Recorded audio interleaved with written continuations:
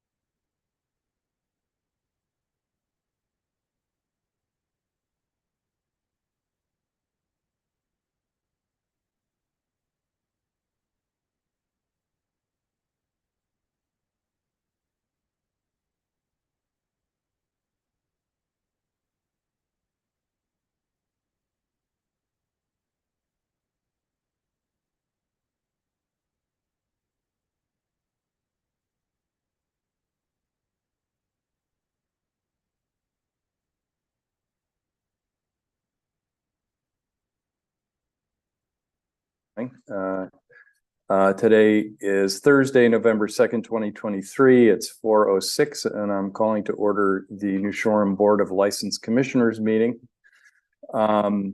Before I yield to Keisha, I just want to say very briefly a note of thanks to Millie, Keisha, Laurel, Alton,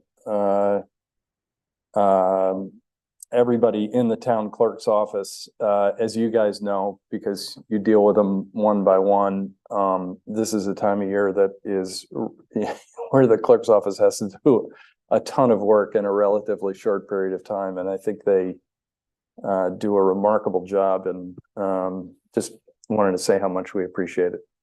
So Keisha, I know you wanted to start.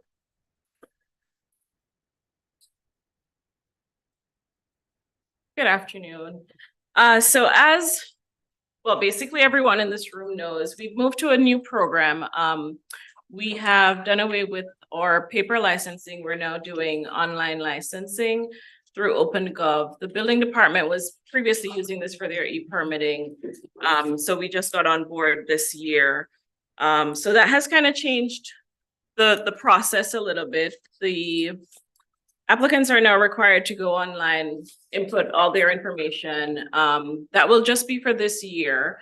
Next year should be easier with the renewal. It should be just a few clicks of a button. So they're required to upload their insurance certificate menus. That won't change. What will change is the site plans.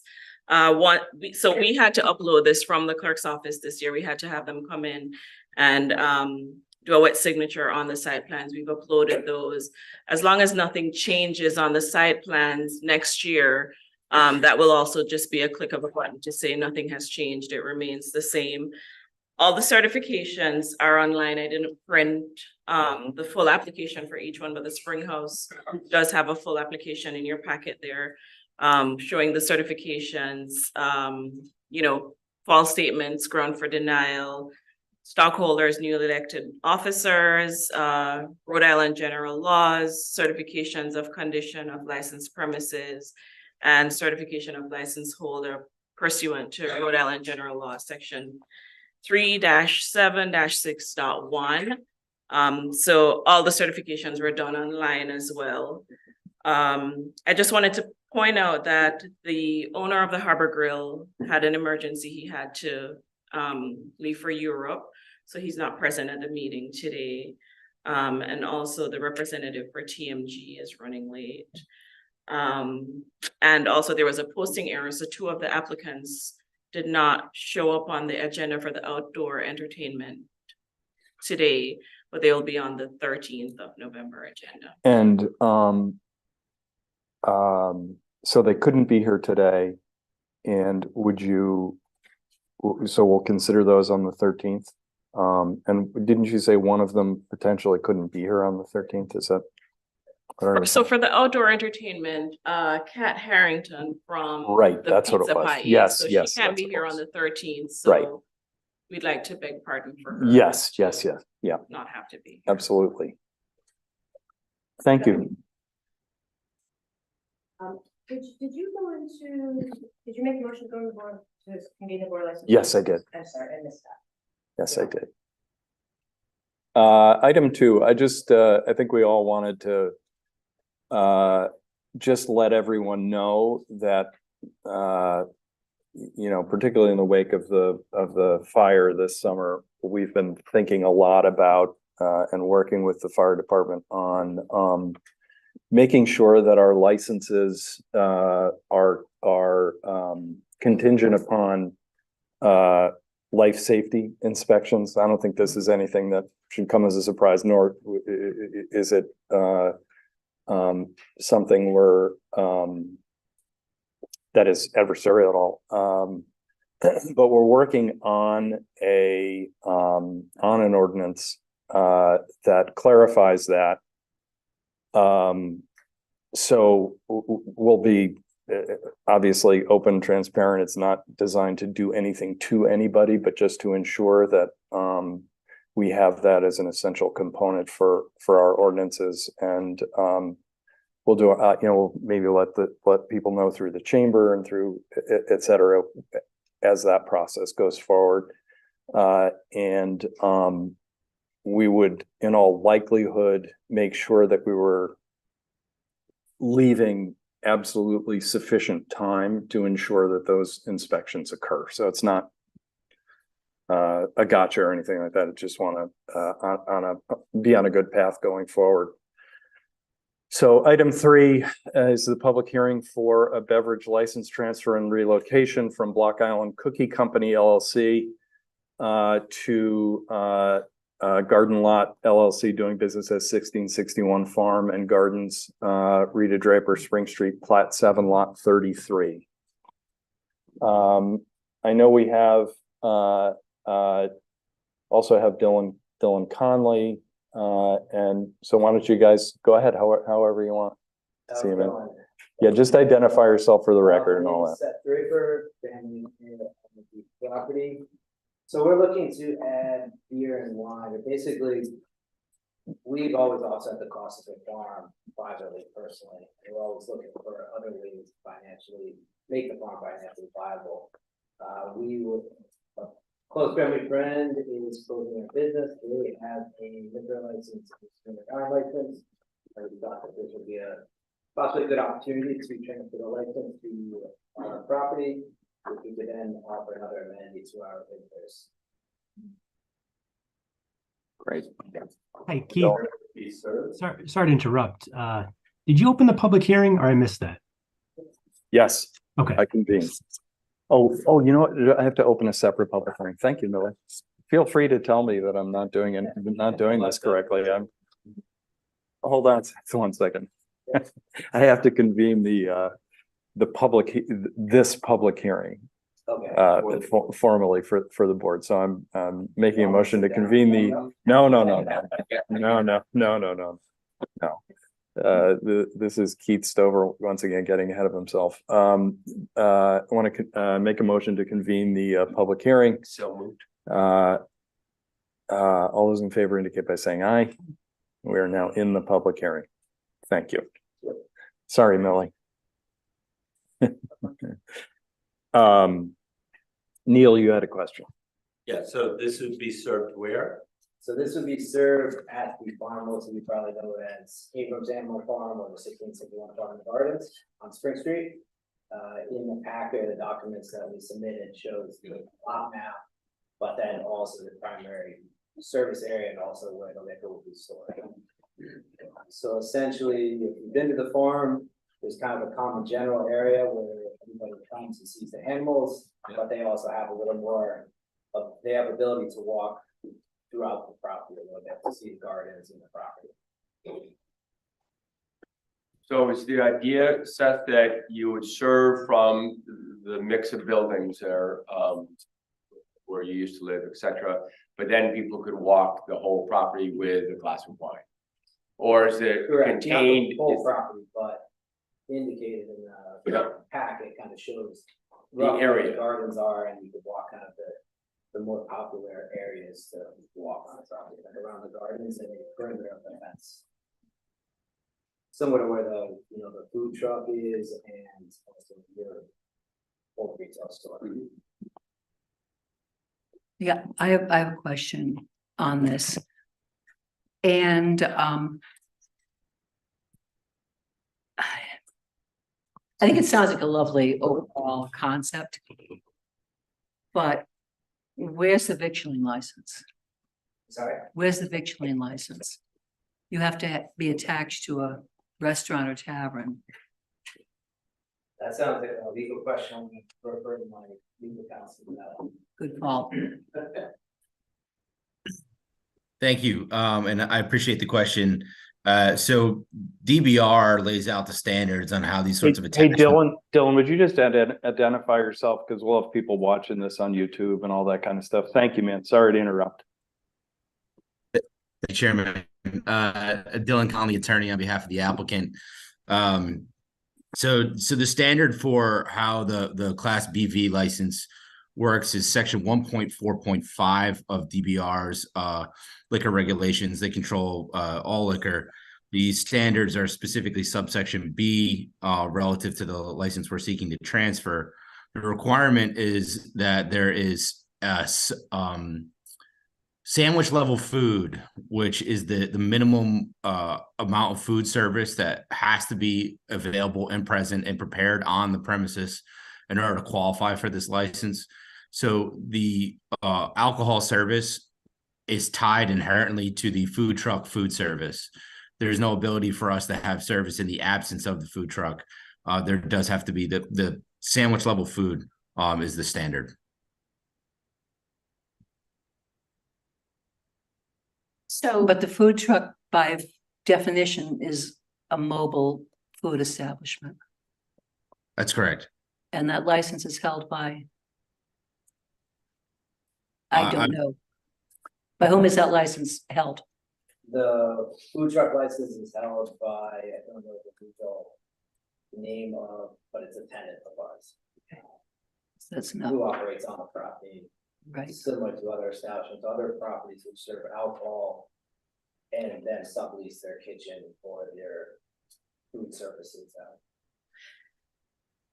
so you would have an agreement with the tenant, the owner of the food truck, to provide the food to the people purchasing alcohol.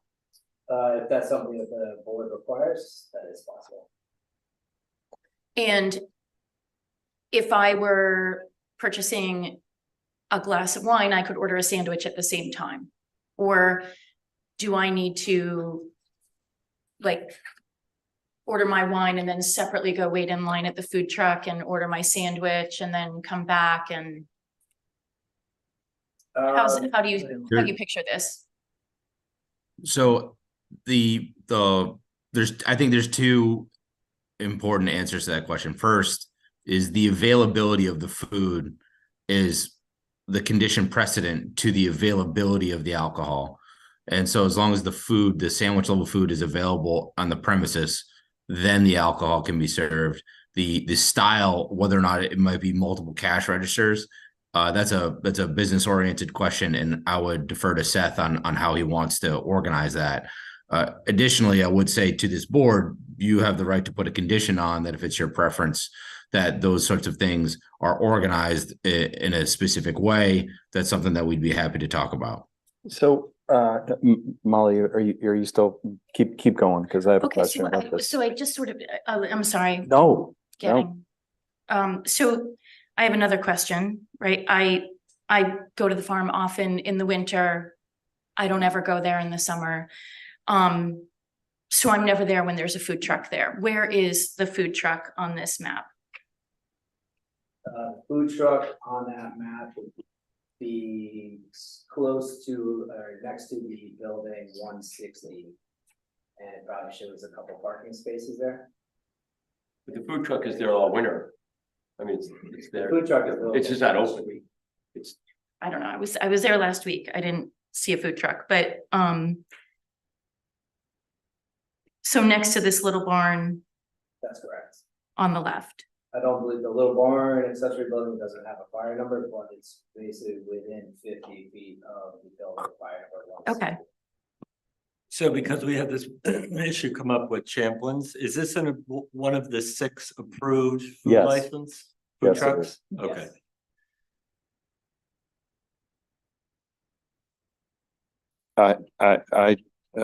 Can I just ask a quick question, Molly? You okay? Yeah. No, I didn't want to interrupt your list. So I always hate to ask questions or raise concern when I have confidence that you'll do this well. So, please take it in that spirit. But I'm really concerned about the precedent of attaching a liquor license to a food truck. Because of the implications for, this one's within 50 feet. Where do you draw the line on that?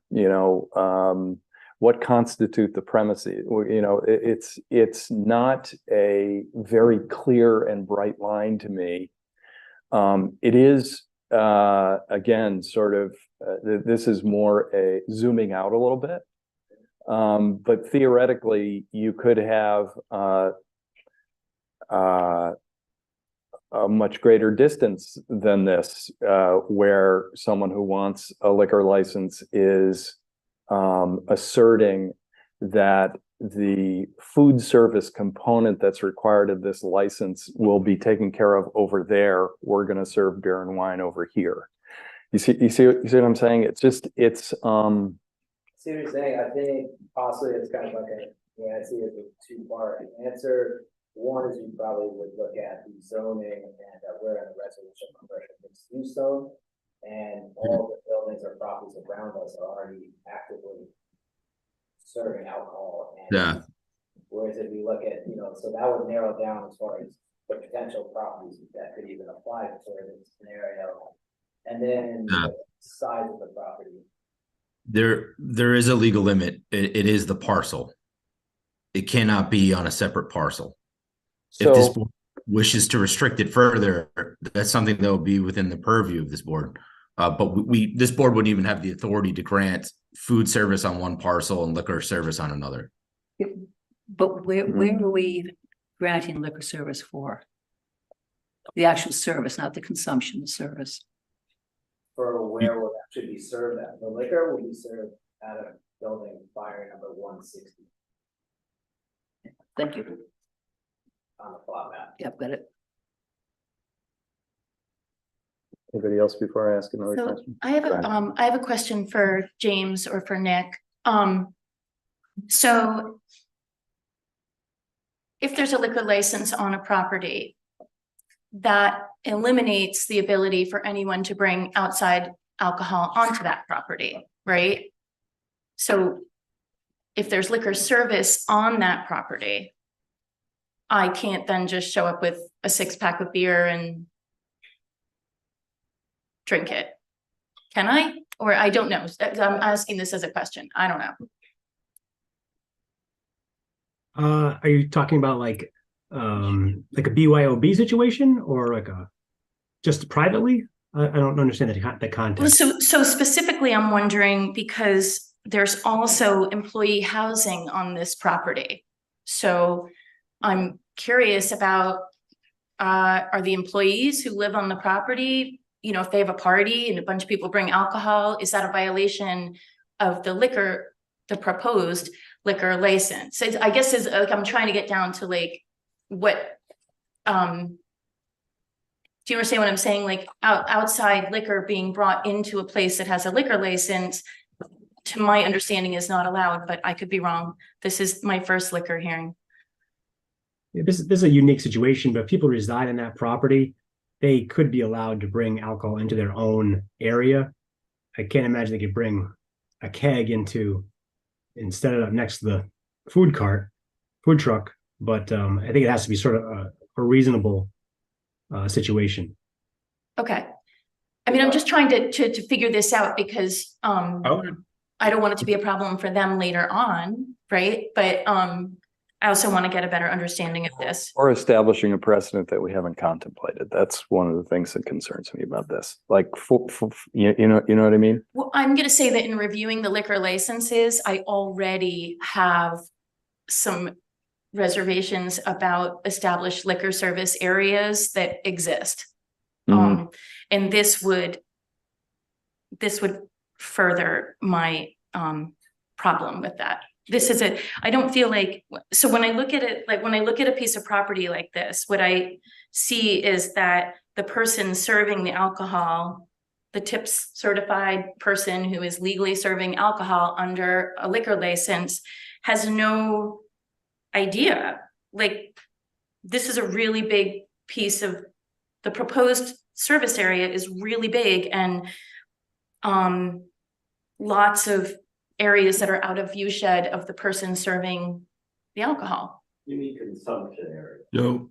Consumption area. Thank you. Yes, that's my If question. I could just add real quick, so currently, I think you were referring to because on a separate parcel, not including this. That's currently staff housing. There's no staff housing. There is a dwelling apartment on this plot map currently. But I think to your question, as far as bringing in alcohol, that would pertain to almost any and every single property serving alcohol on this island. Exactly. Hotel room, guests bringing their own alcohol into a hotel room versus the restaurant versus the property. Right, and that is why I'm trying to clarify that with them. So, and I could be going on misinformation. I had read in the paper that this building was being turned into housing. So that's where I shouldn't be relying on the paper. I'm sorry. Well, I think that was representation, but I can't imagine not allowing people to have alcohol where they're living, as long as, of course, they're legal Yeah, age and all right, that. yeah. I think that's, I thought you were talking about bringing a 6-pack into the farm. Same. I would compare Animals. on 2 tiers there. The first I would compare it to is any sort of mixed use building where there's liquor service on maybe a first floor storefront, and then there are other floors above. The liquor license is issued to a parcel and then a specified premises within the parcel. So on the could people bring alcohol in? That's a business decision for the Drapers. Or where they could have alcohol, that's a business decision for the Drapers.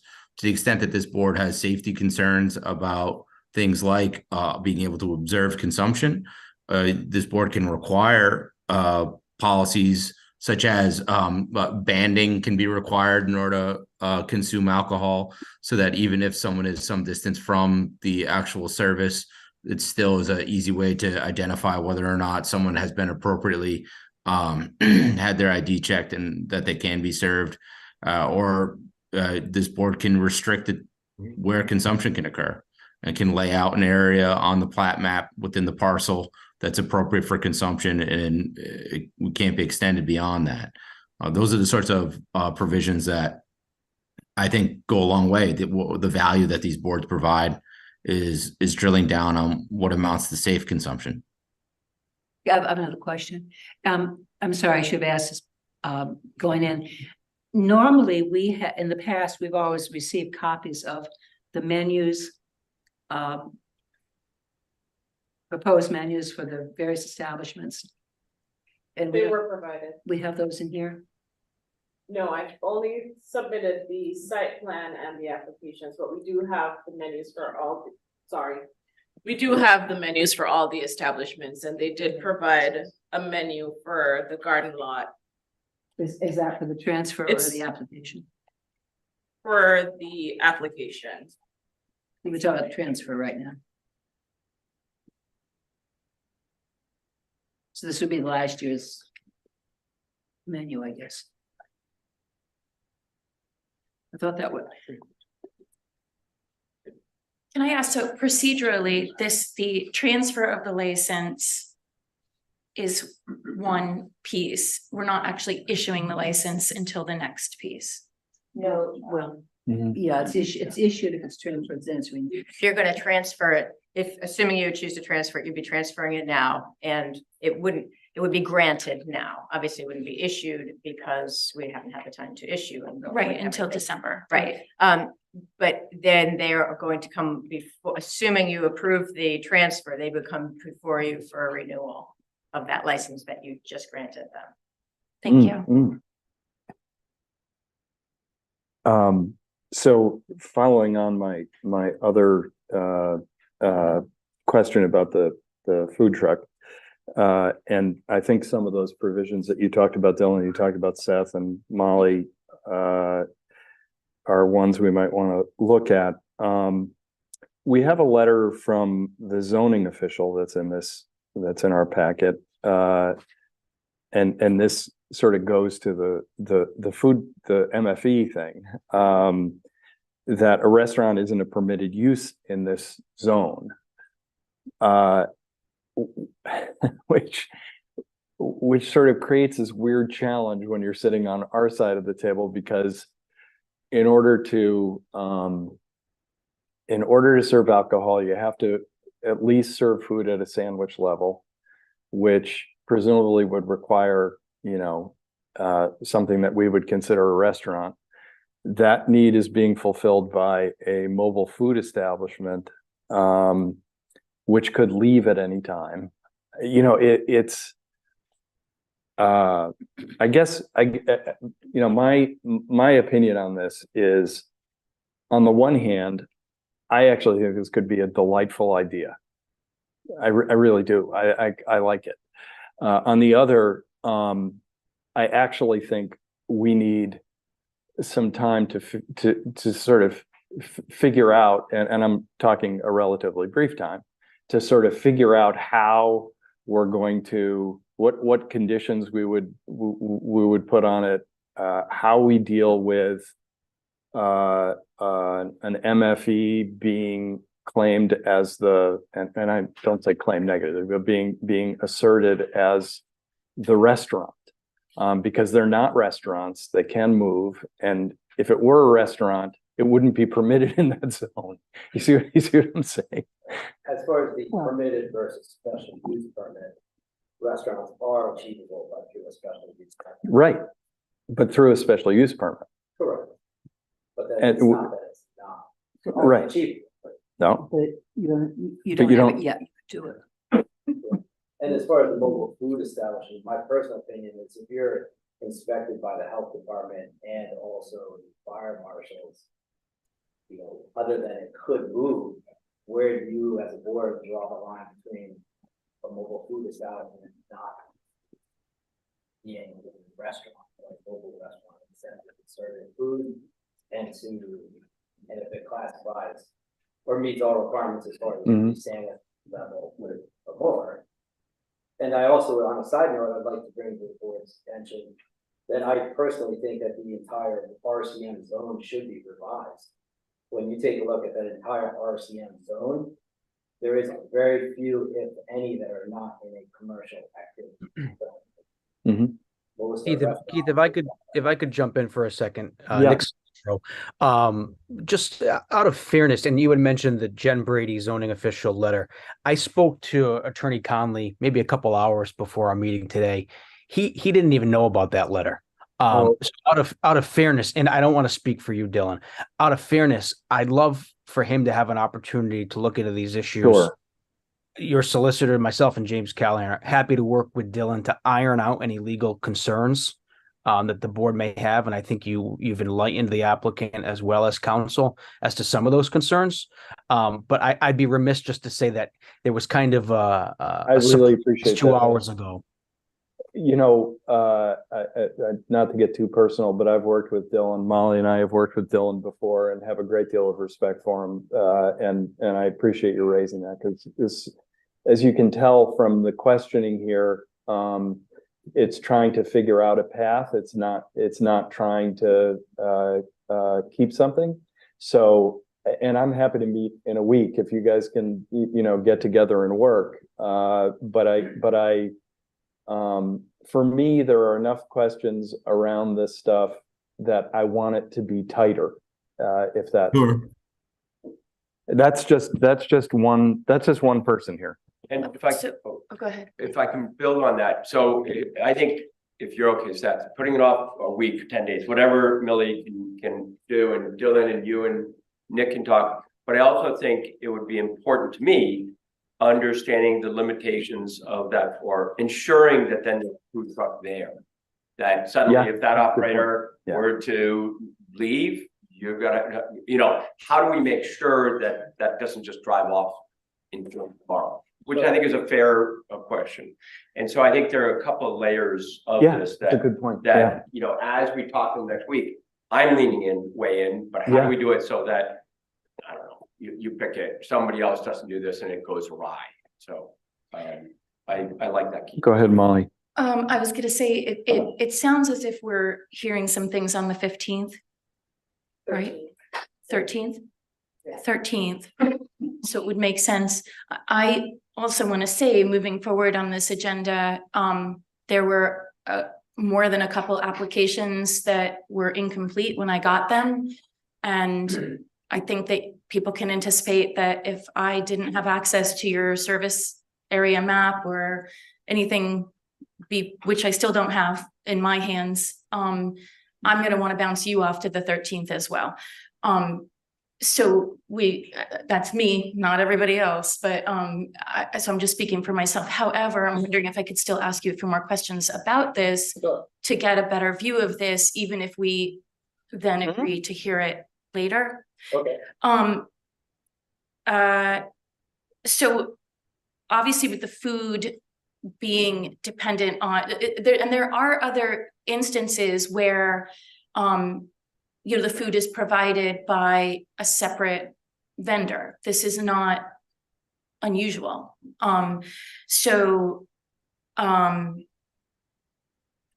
But in order for you to serve alcohol, the food would have to be available.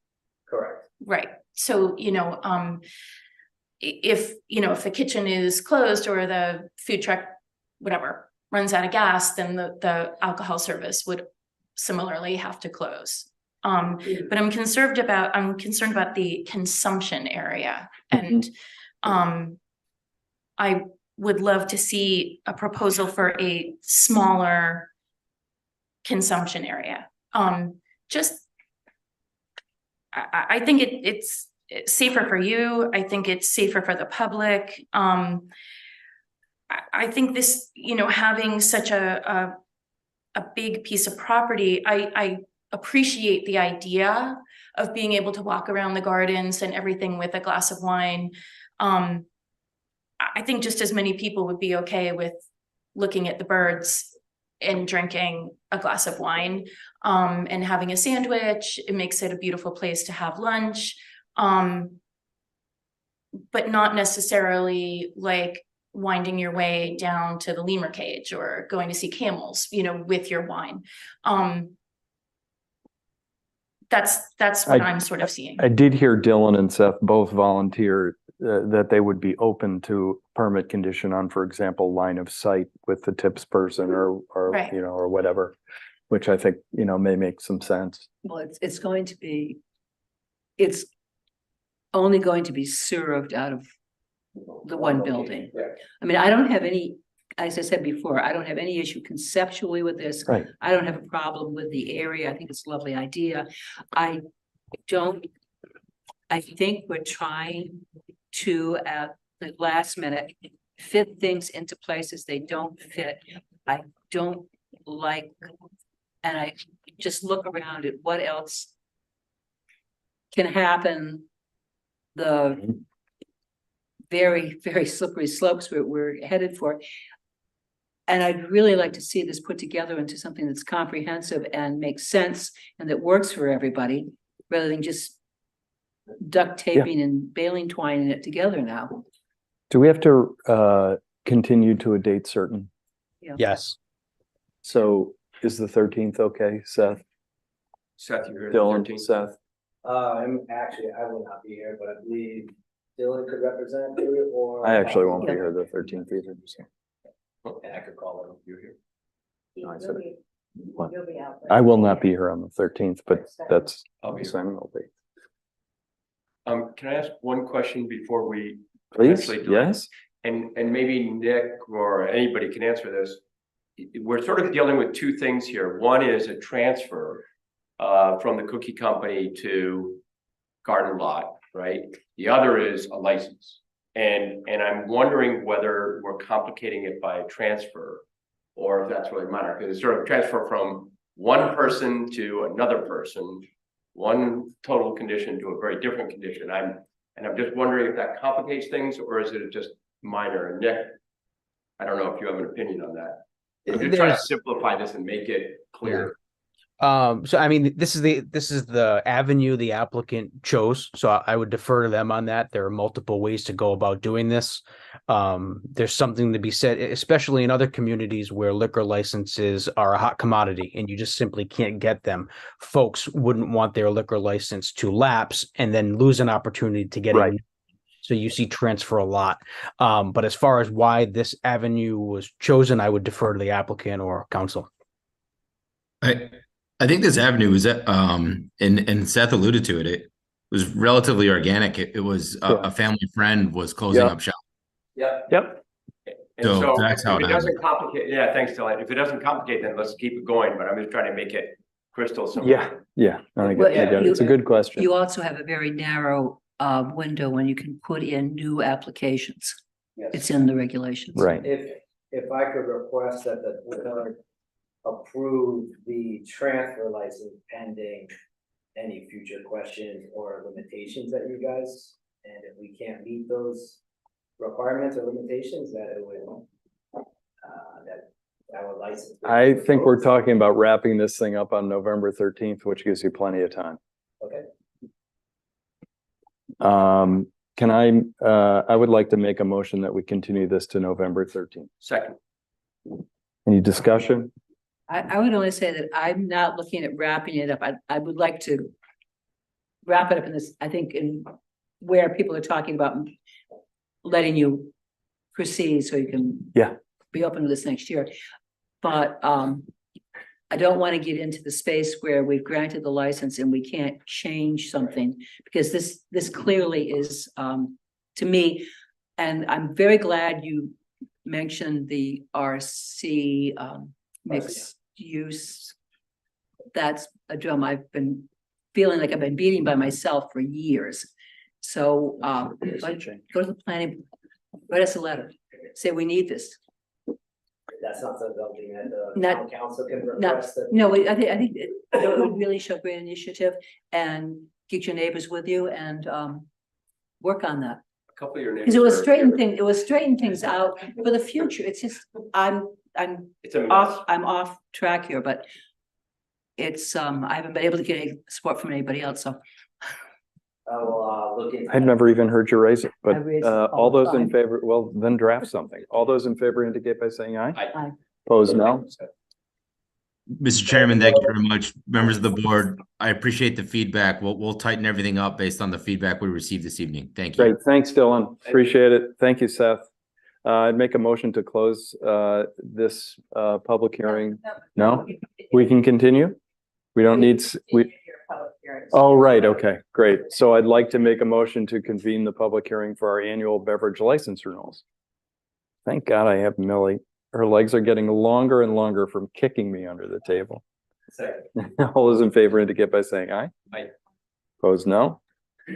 First matter is receive and act on Class A beverage license applications. The first is Maclac, which is doing business as the Block Island Grocery. The permittees are Mark Helterline, shareholders, stockholders are Mark Helterline and Mary Jane Balzer. Come up. Just make sure the green light is on and you say your name, et cetera. Pardon me? Is it on? I think so. Great. And then just say your name for the record and great. Good to see you, Marathon. Are there any questions for, no? Any changes? Paul, any issues? You'll hear me asking this of the chief on everyone. Thank you. I just wanted to get you some exercise. There we go. Thank you, Marathon. I have a question. Yeah. Oh, I'm sorry. I didn't see you, Molly. So all of the storage of the alcohol is on the same premises that it's being sold from? I'm sorry. Oh, yeah. So is all of the storage of the alcohol on the same premises Yes. as it's being sold from? Okay, thanks. You're gonna build bigger freezers? No, it's a joke. Don't. Another meeting. Terrific. Thank you, man. Sorry about that, Molly. I That's didn't see okay. your light on. Our next is Redbird Liquor Store Incorporated, the stockholder. Don't have documents? Do you want us to act one by one? Yeah. I thought we were doing by class. I thought we were doing them by class. No. Okay. Would someone like to make a motion to, I'll make the motion. We have the motions. Yes, motion would be in order to renew a Class A license issued to Maclac Enterprises, Inc., doing business as Block Island Grocery Plat 5, Lot 12. Second. All those in favor, any discussion? All those in favor indicate by saying aye. Aye. Opposed, no. Ayes have it. Carry. Yes. Next is Redbird stockholder, Carrie Todd, doing business as Redbird Liquor Store at Dodge Street. Any changes? Paul? No issues? Fantastic. Thank you. Everything's stored on site? Yeah. Right.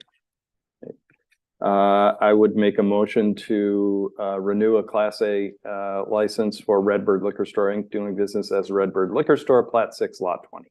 Lot 120, excuse me. Second, motion's been made and second. Any discussion? Not all those in favor indicate by saying aye. Opposed, no. Ayes have it. Thank you. Next, we will go to our Class BH beverage license applications. Manasseh's Restaurant. Stockholders Blake and Paul Filippi, doing business as Manasseh's Spring Street. Hey, Paul. How are you, man? Your neighbor wants to get together about our CM zone. Yeah. Are there any questions for Paul? So this is one of the applications in which I wasn't provided a liquor service map. Okay. Is there a reason for that? I don't have a liquor service map for this. That's for the hotel rooms. This one is for the hotel rooms. Yeah. Okay, oh, great, because there's two applications for you. Yes. And okay, so I do have a question. The bar on the front porch, is that part of this application or this is part of the other application? Part of the other application. Okay. And all the liquor for the rooms is, according to what I read, it's supposed to be nip bottles? Is that Yeah, true? it can be nip bottles or I think you can split wine bottles as well. Champagne. It splits as well. Splits, yeah. And it's stored in each hotel room? Yeah, it's in the, there's like little coolers, not coolers, but like nice, like refrigerators, like you find in a hotel, you know, like Right, set up for a service, their own self-service. okay. And that's all stored separately from the other liquor then, right? And, Well, yes, it is suicide. okay, I mean, I don't think it has This to be, I'm is- just asking. Just the way we stock and do the inventory is set. Okay. Are there any other questions for Paul? Paul, have you had any problems with the mini bars in the Manasseh's Hotel? No, no problem. I was asking the other Paul, Chief Paul.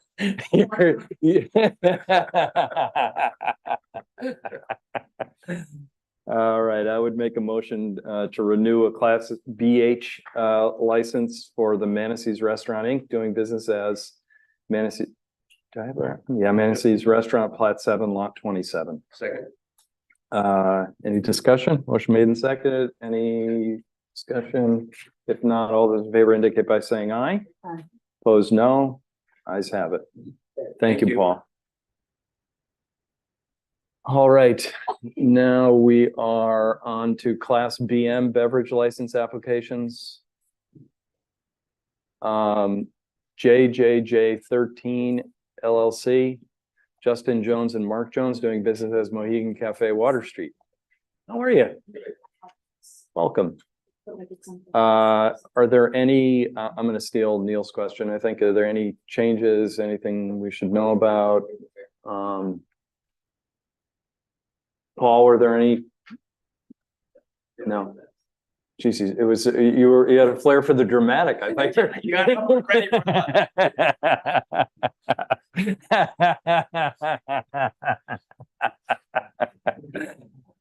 Any other questions from members of the council about this one? Of course. Good. Okay, so I have a Very question good. because this is for the BM license, which is the brew pub. So you, in this past season and the upcoming season, you've brewed your own beer. We actually stopped brewing beer 4 years ago, when I took it over, that just being used at the moment.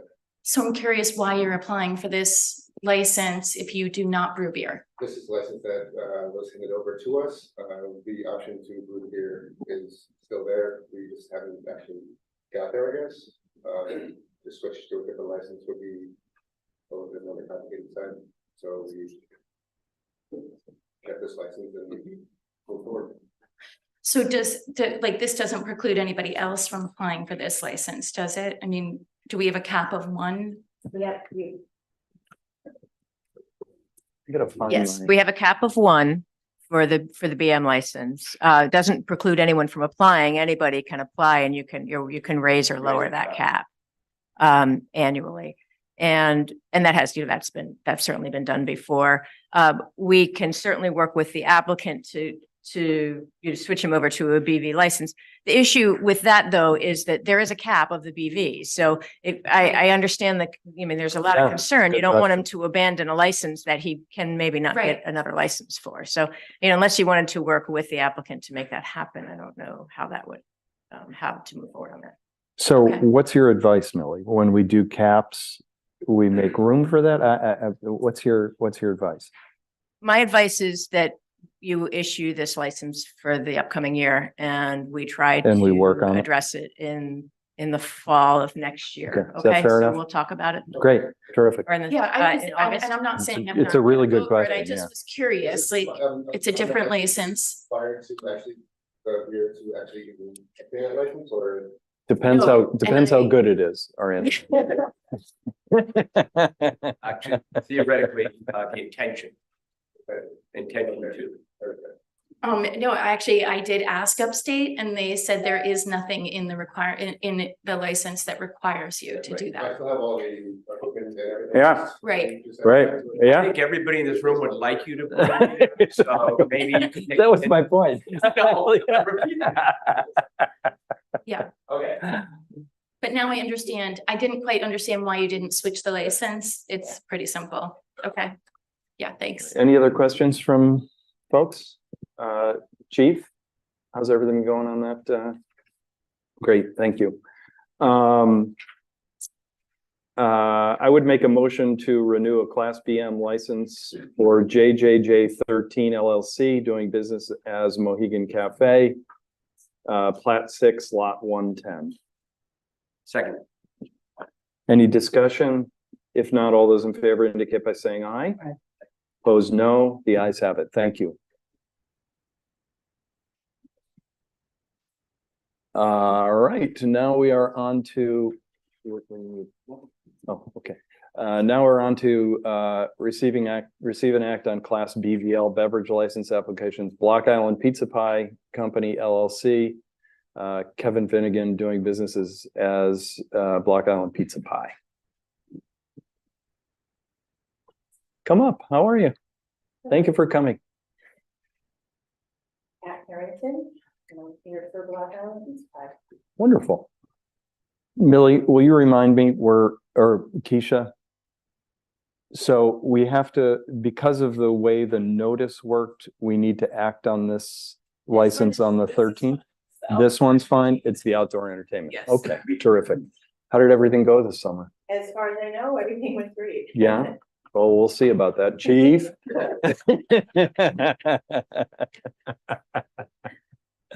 Everything's okay over there. Terrific. Thank you very much. I would make a motion to renew a Class BVL license for Block Island Pizza Pie Company LLC.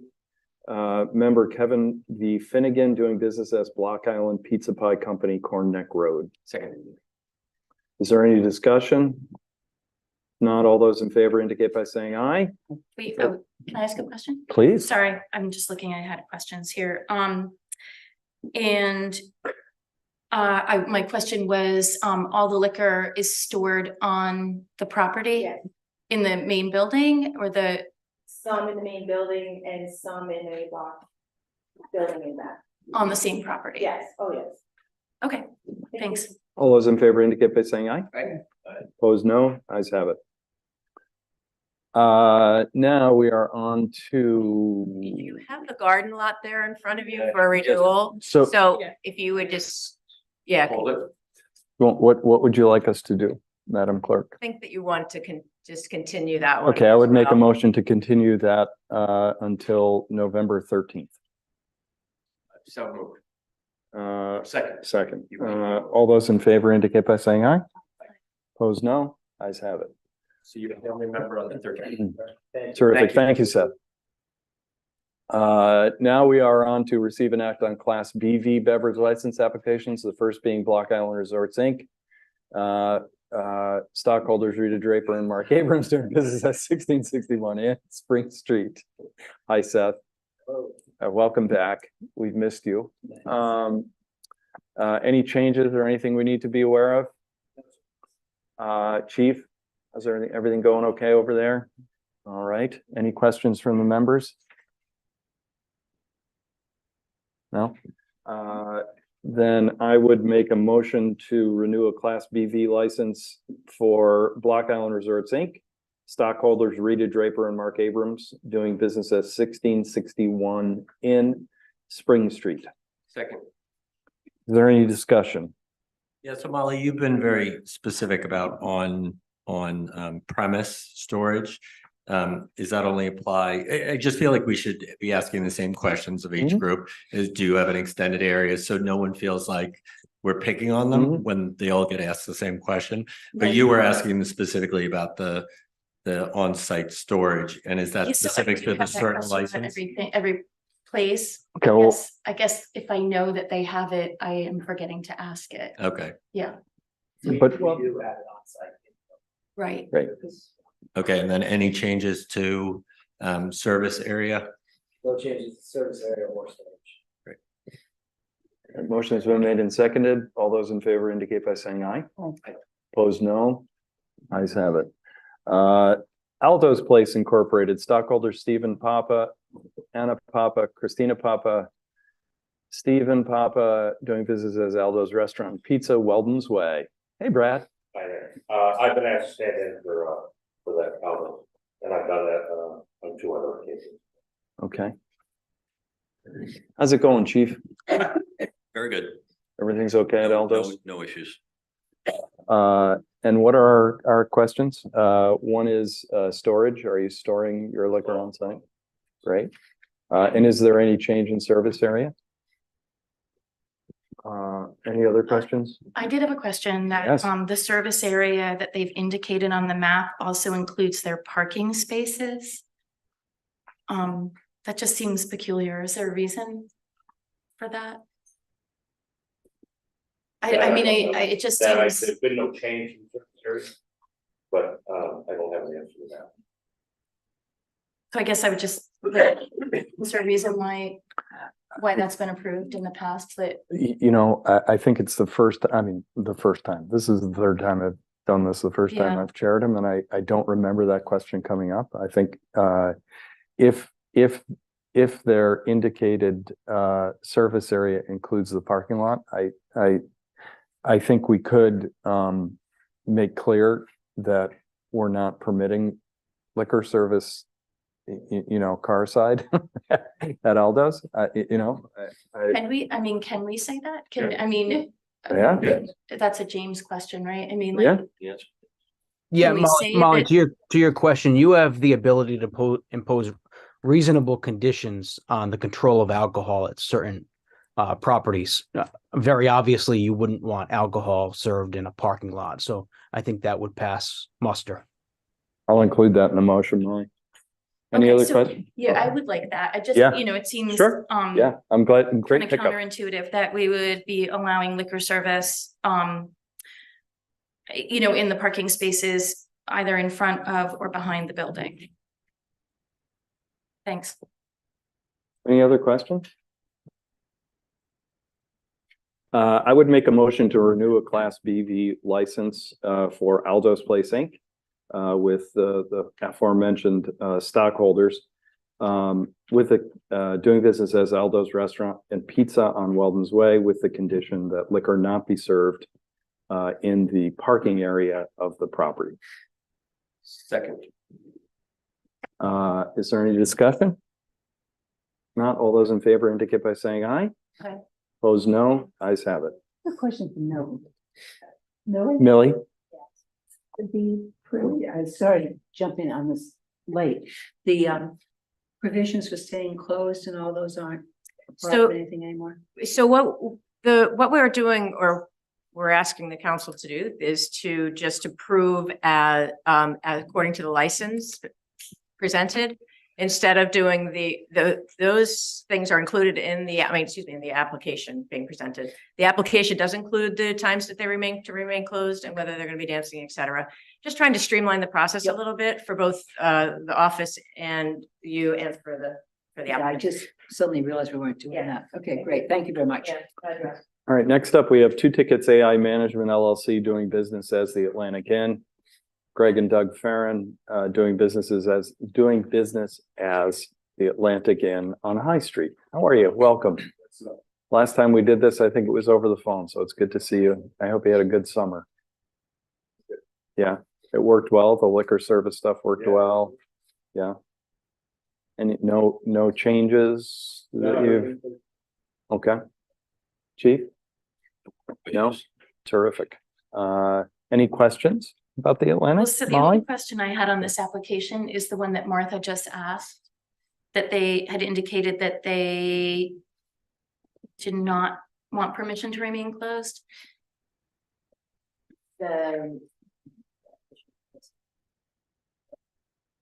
Did you notice that when you were reviewing applications?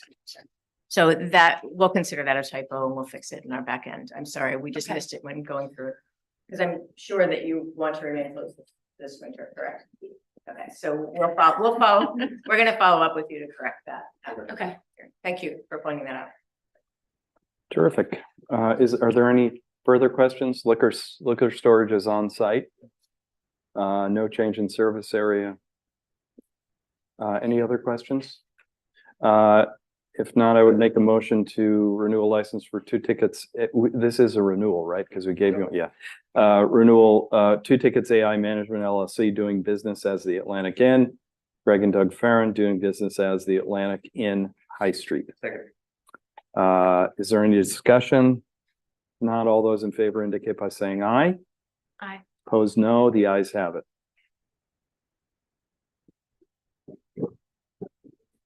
Next up, Shoreham Inc. stockholder Stephen C. Filippi doing business as Ballard's in Water Street. I was reading off the wrong one, sorry. Shoreham Inc. stockholder Stephen Filippi doing business as Ballard's in Water Street. Hey, Brian, how are you? Good evening. Good to Brian see you. LaPlante on behalf of the applicant. No changes with respect to the application.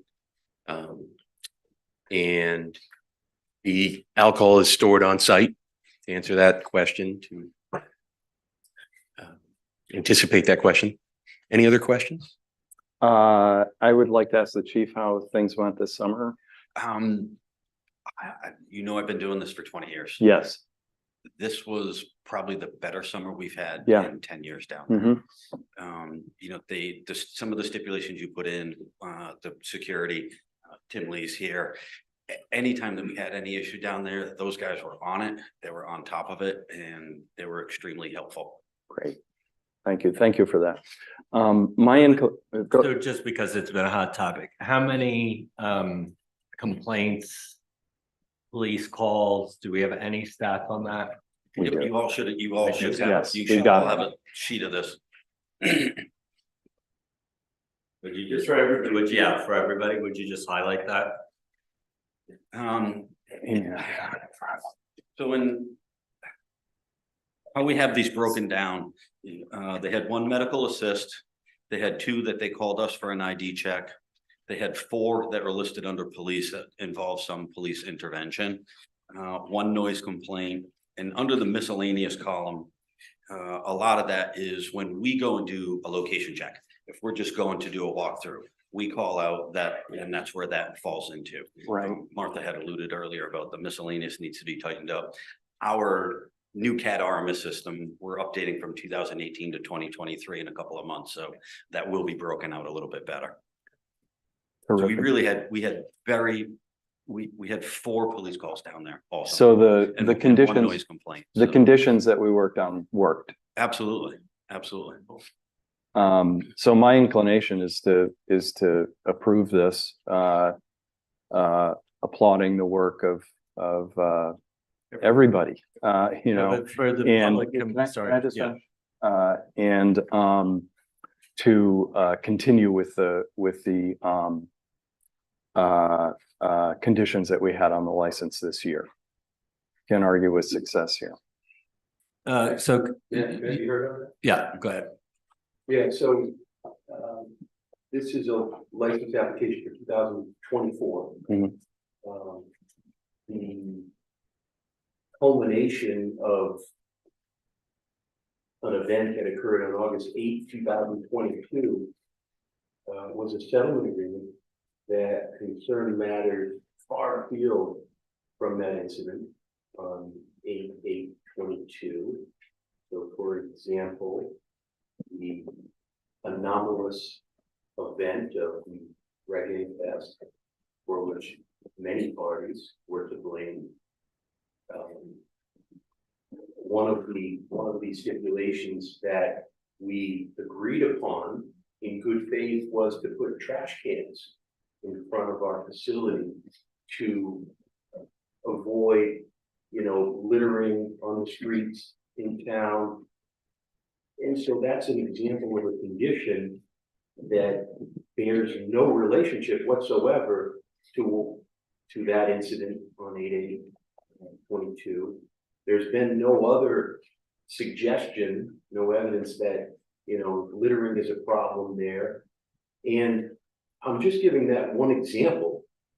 And the fact is that it's applicable to all of the items that were agreed upon, that there's no evidence that those matters addressed in the stipulations for 23 are relevant any longer, such that my client should be singled out for a series of stipulations that have no bearing on their operation. So to me, the evidence is ample. We just heard from the police chief that it was the best summer in 20 years, and that this is the first time we applied the conditions that we did to the license. So it's not a real leap for me. Yeah, you didn't apply any conditions, actually. The license was granted. If you look at the license itself, it was granted without condition. The license, the stipulations that were set forth in the settlement agreement were just that. They were a settlement agreement that emanated from pending litigation. And so this notion that the council, this commission imposed these conditions on Ballard simply isn't the case. These were voluntarily agreed upon conditions for just 2023. And in order for you to impose conditions on an applicant to single out Ballards for one or a series of conditions, you have to comply with your ordinance. And your ordinance says that you have to identify. Is something funny? No. The ordinance says that your conditions have to be reasonably supported by competent evidence. I haven't heard any competent evidence that there is an issue at Ballards, that there was an issue at Ballards this past season, for which the series of agreed upon stipulations applicable to 23 need be imposed in 24. Thank you. Keith, if I could jump in to Sure. to the last point, Mr. LaPlante is right that we're sitting as a board. We base our decisions on evidence and on the record. So far, Keith, you've only spoken, but if it's the inclination of the board to reimpose conditions that were imposed last year, first, those conditions should be a part of the record. Right. And second, and I understand, I'm sure Millie has a copy in the file there. And second, the basis of those conditions, which was a show cause hearing, should be included in the record as well. I completely agree. We're bound by establishing a record in these proceedings. Right. And I would make those recommendations, and then the board can act accordingly. Can I simply ask Millie to do that? You can. I'm simply asking you to do that, please, Millie. Thank you. The settlement agreement and the transcript of the hearing into the record. Yes. Is that sufficient, Nick? Do you think from your perspective? If the board is inclined to accept those pieces of evidence into the record, then it can be so inclined. Right. Any other questions? Yeah, so can you clarify the service area tiki bars? I know there's maybe legal stuff around that, but where is the service area? You said there's no change to the service area. I just like to understand, and I'm sure the public would like to know where that stands. Sure. So the service area that's been applicable to this business has been in place for about 70 years, decades and decades of service on the beach, in the building, throughout the property. And this site plan that depicts the property has been submitted with each and every application. And so that's the idea, is to continue with that practice. Okay, and that So- would be the site plan right there? Precisely. The blue line, the yellow line is the lot line. Yeah, that's What's the technical term for it, Steve? yeah. Well, The plat map. Yeah. Thank you. Yeah. Yeah, Thank so you, Steve. yeah. So Clarification, so we're. yeah, sure. So we have a class 1 survey, and the class 1 survey is consistent with recognized Rhode Island law that the owner of the property owns up to what is now under the statute modestly changed. But it's, you know, what the new applicable law is. It was formerly up to the mean high tide mark, but that's the area within which service will be made. The area that's actually owned by Ballards. Just following up, just so we're going 10 feet back from that based on Rhode Island law, right? And I know it's maybe being contested. It's a different Exactly. Subject, but at least for this application, that lot line would go up 10 feet. Is that correct? I'm asking that. Yeah, I mean, I'm just asking, yeah, I mean, my position would be, I don't know if, because I don't see a title block, what I call a title block on the plan. So, what I do know is, in concept. yeah, in concept, 10 feet up per Rhode Island state law. in concept, I'm just going to say, per Rhode Island law, service will be within the property that's owned. That's exactly right. So this is the map that you submitted to us, but we're supposed to prove it in theory that 10 feet from that magic marker line that wobbles along the shoreline is what we're going to approve. That's what you're saying?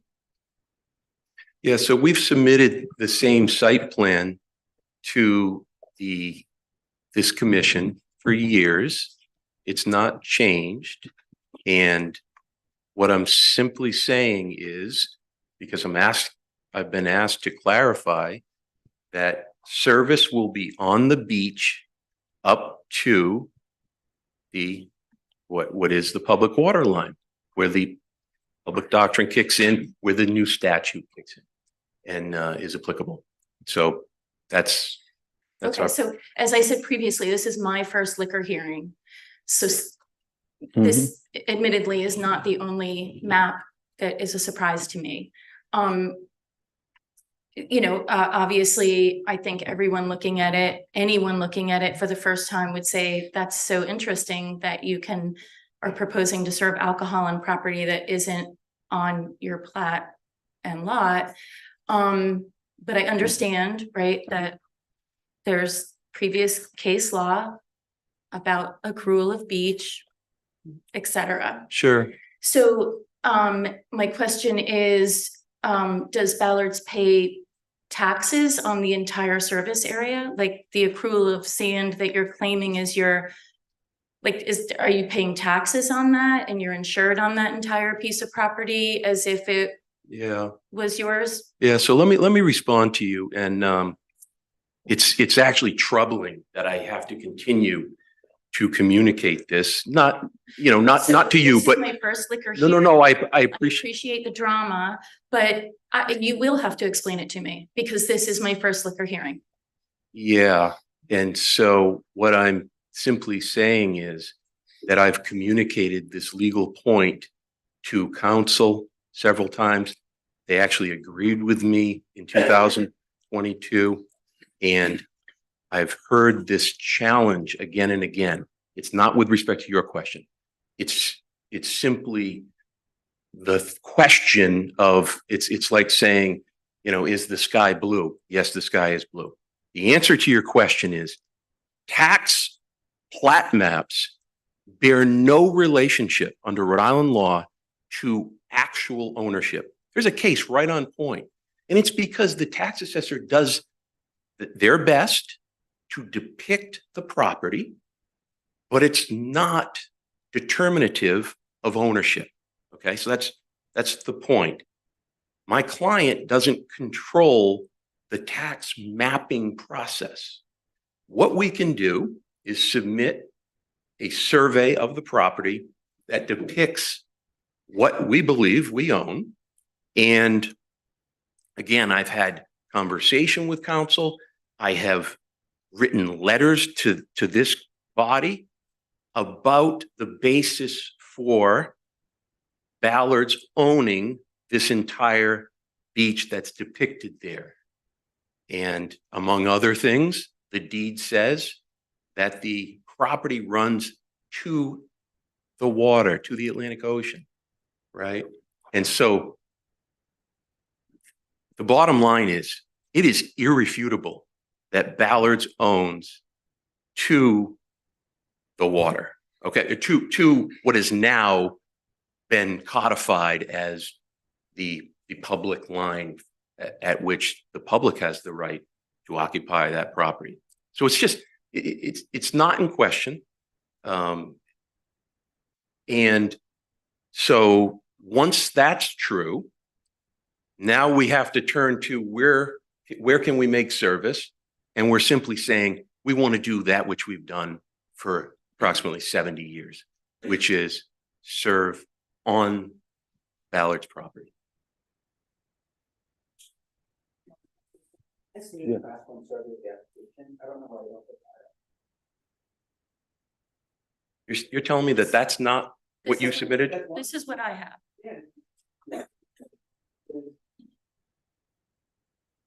Yeah, we have that, we have that one, we have that one too.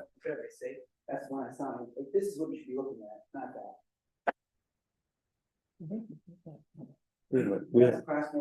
We have it, Steve. We do have it. The reason that we put the GIS map up was because we were doing apples for apples. All the applicants did submit the same GIS map as we had asked them to do a number of years ago. So we were just presenting what we were presenting with everybody, every other Thanks, applicant. Millie. Thank you. So back to the other map, since it was submitted as part of the application. What was the white line that seems to go across the beach? And what is the box in the middle of the, no, not this one. You submitted the other one. So if we can go back to the other one since it was submitted as part of the application. We actually didn't submit Yes. Yeah. He just said, so what is the white line? I don't, that's fine. I can't be told. Okay, That's somebody you tell me what. okay, and then what is the square box on it? I don't know. I don't know. They did, it was. The square box being, To the right of the yellow. Right in line. the middle of the square, and okay, so it gets a long way around is where do we land on the tiki bars and serving out of the tiki bars? That's we're working with CRMC investigation. yeah, So that's still pending. with respect to CRMC, correct? Right. Yep. I just want to note for the record, so I wasn't quite clear when Attorney Salitro communicated with the chair about the submission of a document or documents into the record. I believe there was reference to a settlement agreement from 2022. And there was also, what was the other document? It was the transcript of the August 22nd, 2022 show cause hearing. Okay. So I have to tell you, this is all very surprising to me, troubling to me, and I'm going to tell you why. When we worked in good faith with this body in 2022, after that anomalous event, again, for which there were lots of parties responsible, we acted in good faith to develop some criteria for dealing, for operating the business in 24 that were far afield from what had occurred that day. A music festival, single day. And that's okay. And parties are free to communicate and collaborate. And Mr. Filippi did just that. He communicated in good faith. He collaborated in good faith. He agreed to these certain conditions. But one of the things that council and I communicated about is whether these conditions would be imposed for what period of time. And it is clear from the agreement that it was only with respect to 2023. Now, are your hands tied if there was evidence that certain conditions should be imposed for 2024? I don't believe so legally, but counsel told me that they would communicate with me in advance of this hearing, so I would have a full and fair opportunity to prepare and communicate and potentially collaborate about these things that we're talking about today. So I feel the same way as you. I had nothing in my packet about this, so maybe we should put this off until the 13th as well. So you have a chance to prepare, but that I also have a chance to read the settlement. Because I haven't read the settlement. Yeah, I certainly want an opportunity to put into the record other material that, because of this this surprise and this, frankly, this singling out of Ballards after a stellar year in 2023.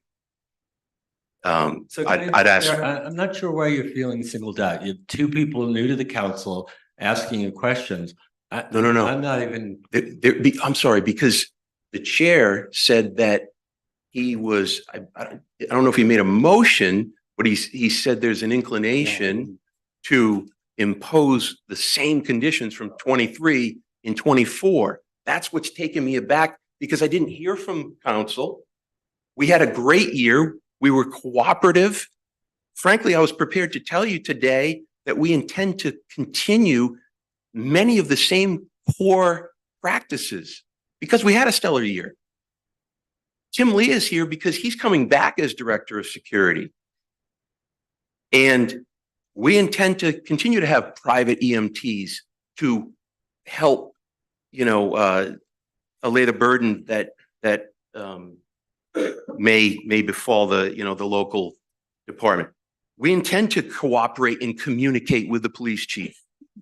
So our intentions are to do substantially what we did in 2023. The real challenge here, and I want to be clear about this, so it's not so much that we're thumbing our nose at deploying practices that are reasonable. To the contrary, the intention is we had a good year. We were happy about it. We know the police department was happy about it. We hope that you would be happy about it. The issue is the specificity with which many of these mandates were laid out in the settlement agreement were just too onerous. And that's what it comes down to. It's unfair to this business owner who didn't have a blemish in 18 years before that one day.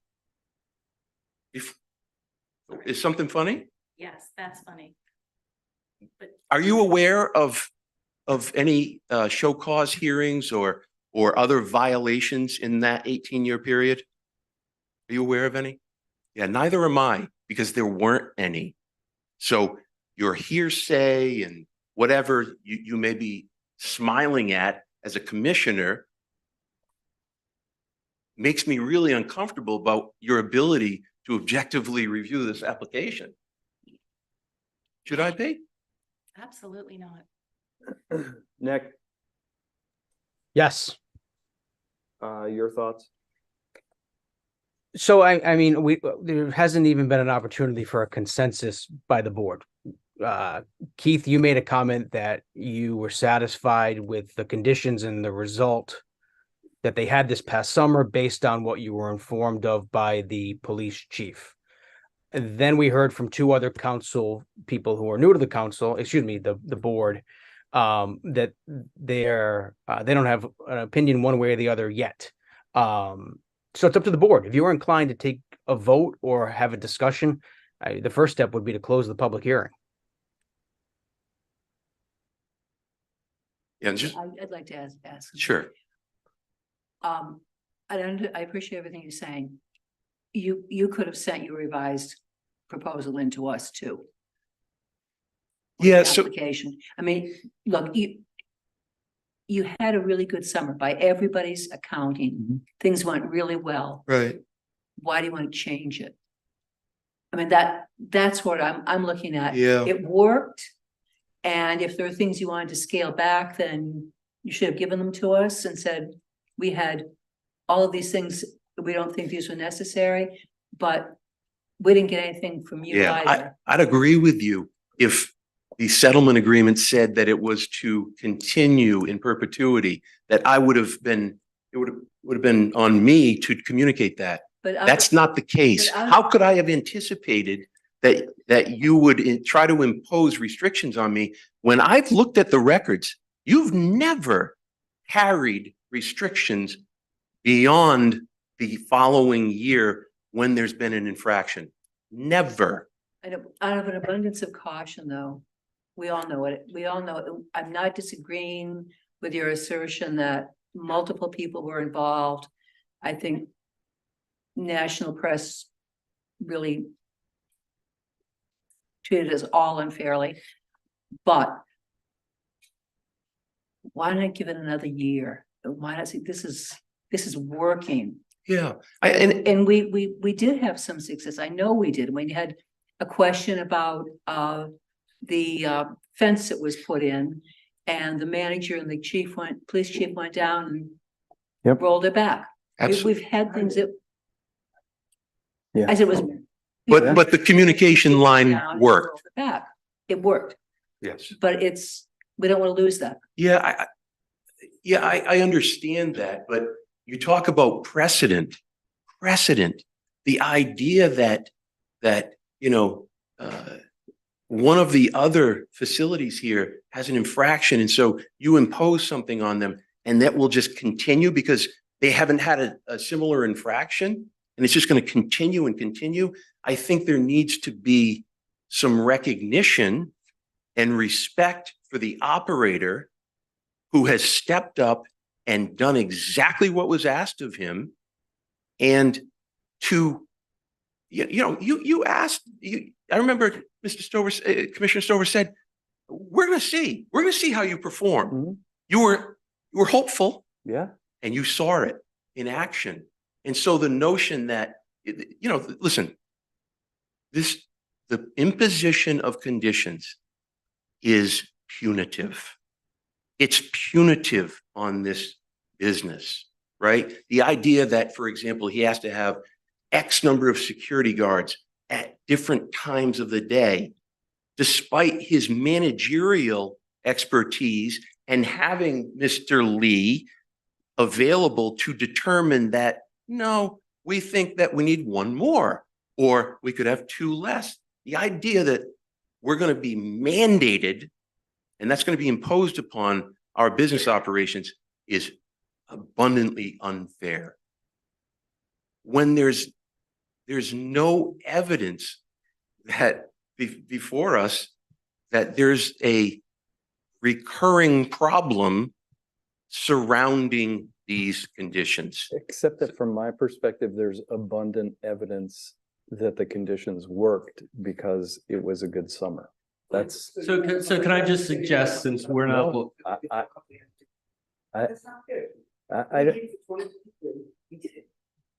so Keith, For 2023, Keith, we did a good job. We did everything you asked for. It was A+. Now, because you did such a good job, you have to have the impositions again. That's not fair. Like, you have to think with your conscience, what's best. And that's not right. That's not fair. We agreed. Yeah. So Keith, can I suggest, just because they do have a lawyer representing them, that we follow Molly's suggestion? I would like to better read what is out there already. Sure. And then, given the posturing by his lawyer, we probably need a closed session just to make sure Molly and I are both well versed in what took place, and then we can regroup on the 13th or whatever it is. I don't think anything that took place was outside of. I don't think anything that, it's all public record, isn't it? It's all Yeah. public record. Okay, yeah, but we would be consulting with the town solicitor on whatever thoughts we have, Mhm. right? So Yeah. just so we can move We can on. determine that. And frankly, it might be an opportunity during that interim period to do what council and I had talked about, which is going into the hearing, having the conversation so we could potentially get on the same page and obviate this need. Yeah, thank you. And thanks, Bill. My hope would be that if you are wanting to continue and with all the security work that was done, let's share that a little bit. We just spent a lot of time potentially niggling around an edge, but 80% is the same.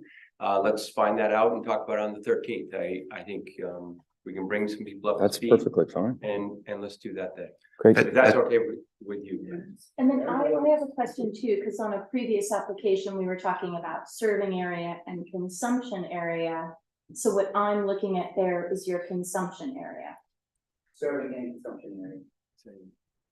Is on, the best thing to look at those, right? That's, I can't go like that. The survey, the other one. Yeah, and just for the record, that must be an old picture from the GIS. There is no white line on the current GIS. So you guys must have taken. It was an old probably a day where there was a lot of foam on the beach. Yeah, maybe. I think that's probably what it is, right? It's like a salt line or something. Okay, Yeah, so different I So would, moving to the I would make a motion to continue this. Go. I appreciate that. In light of this discussion, what impact, if any, do you perceive it having on the entertainment license that's going to be heard? Let's do them Should we all. Do them both on the Yes. 13th? Yes, that's fine, Brian. Yeah, Give everybody some. yeah, That sounds fair. absolutely. I'd also like to ask that I don't want to be presented with anything at the meeting. I'd like to have it ahead of the meeting. So if you have some sort of proposal or anything like big, obviously. Evidence You and, want at the meeting, but any big ideas that you want to get across, I would prefer to read them in advance. and likewise, to the extent Thank you. that council has anything, I'm sure they'll share it with me in advance, so I won't be surprised. Nick, James, you guys square? Yeah, that's what makes most sense. Absolutely. Yeah. I appreciate you listening to my consideration. Appreciate it. Thank you. I would make a motion to continue both this, and can I continue you want me to wait? Okay, continue this matter until November 13th. Second. Is there any further discussion? Millie, did I do something wrong? No, I was just letting him, he's gonna get on the boat. Oh, yeah, of course. Brian, do you need a ride? I'd be happy to. Thank you. All those in favor indicate by saying aye. Opposed, no. Ayes have it. All square, Millie? Yes. All right, then. Next is Beachhead 2 LLC members Rebecca Pappas Clark, Timothy Clark doing business as the Beachhead Corn Neck Road. Hey, Michaela. Thank you so much for coming. Chief? No issues. Any questions for Michaela? Didn't work last time. No. Any questions for Michaela? And any change to service area? Very well. Any So other questions? I did have a quick question Yes. about the back patio, that it looks like the lot line intersects the patio in the back. So the liquor service that goes on that patio is only on the front part, on the front lot. It's the way that the tent is set up. It's, Yes. yeah, we just use the closer to the buildings. East. Where that we have our back tent and then in front. That's- Did that answer it? Yeah. Oh, okay, Thank you. great. Cause I don't know if you comment there, but the way we set it up, we have the tent and then we have like a fake wall there. Yeah, the fake wall sort of is the property. So the service, the liquor service is only happening and liquor consumption is only happening on that lot, not on the back lot. No, but that's in the back building. Right. That's, employee housing and rental. Right. Thank you. Any further questions or comments? I would make a motion to renew a Class BV license to Beachhead 2 LLC, members Rebecca Pappas Clark and Timothy Clark doing business as the Beachhead Corn Neck Road. Is there any discussion? Not all those in favor indicate by saying aye. Aye. Opposed, no. The ayes have it. Thank you, Michaela. 32 Dodge Street, Block Island, OpCo, members Robert Blood, Richard Cooper, and ERI Block Island Hotel Holdings LLC, doing business as Block Island Beach House, Dodge Street. How are you, man? Good to see you. How you doing, Josh? Good to see you. Only got to see you once this summer when I was officiating at a micro wedding. Yes. Dangling out a window. Yeah, yes, you were. Are there any questions regarding the beach house? I have a question about the service area. Specifically to the incorporating the parking lot and the hillside on the left of your map. So that has existed in years past. There was a temporary tent that used to be in the parking lot, as well as new options for the bill. So do you exercise your, like, do you serve alcohol over there? I'm not in favor of having a license that includes liquor service in that area. You know, the primary use on there is housing, and parking. All your liquor service takes place on the right-hand side. I don't understand why that's even included. For the option, we do events. We just haven't tackled any that size. We're a newer establishment there. We just haven't done the events that the previous owners. Right. I just don't know if I need, like, I personally don't feel in favor of that, just so you have the option. I mean, if you needed the option, I think you could get a permit for the day, or you could have a catering license, you know, to do something on that lot. I just don't know whether we need to permit permit that enormous serving area that isn't utilized and seems like a potential problem. But that's just me. So it's a good question. The question I have is sort of apropos of that is if it has been permitted on that basis before, and the applicant then says, we're not using that this year, so we're going to take it off, is the bar higher the next year when they actually have a plan to use it? You know what I mean? Does it make more sense from an applicant's perspective to sort of carry forward? It's just a question. I don't know enough about how the law and precedents work. If you were to give up that space and then try to get it back, does that make sense, Yeah, it Millie? does. So if they wanted to do an expansion of the service area, so if they were to let that go now and then want to expand it at a later time, they would have to submit an expansion application, which would be treated as a new application. So there would. But I mean, I would take an expansion application very seriously. I simultaneously see no reason to approve that side of the lot for liquor service when it has not happened. And I mean, do you have a plan for service over there? It's a listed space. Yes, it is an available event space. We just simply haven't booked it. So we treat it the same as if our banquet space, if it's not booked, we're not gonna close it. That's still available to be booked. We just haven't done it in our operation. I mean, it doesn't change my mind, but I guess it's sort of I mean, we could restrict it if we wanted to, or at least have that discussion, or you could withdraw it, but I don't see any reason for it. I guess, sure, it's space, but there's not been any issues that I know of, right, Chief? There are no issues that I know of. I mean, and I guess it gives them the flexibility on that to rent that, or whatever you want to call it, to a wedding or to It also points So out, here's- what's up? okay, sorry. It points out one of the fundamental challenges, and that is if that has been permitted before, and I understand that it has, just from this conversation, and we were to take it away, there would be grounds for an appeal to the state, right? Is that right? And I'm sorry, Nick, I saw your mute button off. Oh, sorry. Yeah, I mean, to the question, if there can be an appeal, of course there can. The merits of an appeal is always a separate question. Right, yes. so here's my other question. That appears from that map to be a separate lot from the main building.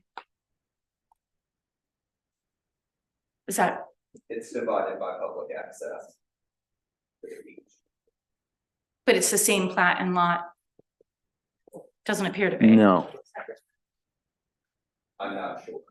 So they are pursuant to the, see where it says 6:138 and 6:142? That means those are separate lots, as I understand the plat maps.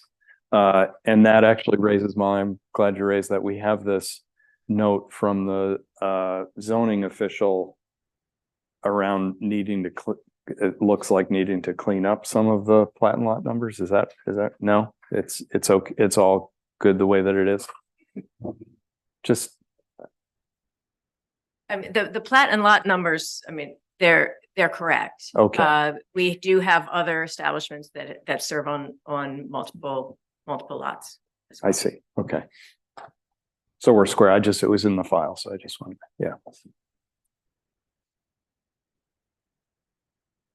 I'm sorry, I had to take a phone call. So we're talking about the hill that Yes. is behind, and it's currently has been in previous years' requests. They're requesting again this year, but they have not used it to date. Is that what That's my understanding of it, Neil. Any Further questions? Chris? Is use a requirement? I don't think it is. I don't know. Neil, is use a requirement? I mean, Nick is, yeah, Neil, come on, counselor. No, not in your regs, not in your regs. Right. Yeah. All right, if there are no further questions, I would, go ahead. I would like to raise, Good. because I think Molly's brought up the consumption versus serving. Yeah. So, and again, I want to be fair to everybody. So because I don't know, Champlins will be coming up, right? They have a large land, they're allowed to mill around. Yep. Use property as they see. If they serve down the dock, they're allowed to walk around with it. So is this, the intent is to have something to serve out here, like a stand you're gonna serve, or just having that able to bring drinks out and serve people at tables? So Okay. You're talking about the open The lot. 138. So the way that I heard it was that you might have weddings there Weddings, or events. I mean, yeah, there were even picnic packages, things like that. The town of Newport does a really good Newport Picnic Company. Where they do setups and use it as a dining space where there are pre-assigned picnics. We've looked at lots of options for the staff. Bill? Well, I'm gonna make a motion that we approve it without that service area on We the have lot. one more public because the public hearing. I was just gonna say, you just told Aldo's they couldn't serve in their parking lot. I know. If there's parking there, might want to be consistent. Oh, right, because the lower right hand is parking. Parking. Ah, We'll thank you. already have it. We could eliminate the parking lot. I would consent to that, but not the hill. It'd be the same as the other properties have a brewing license and not brewing.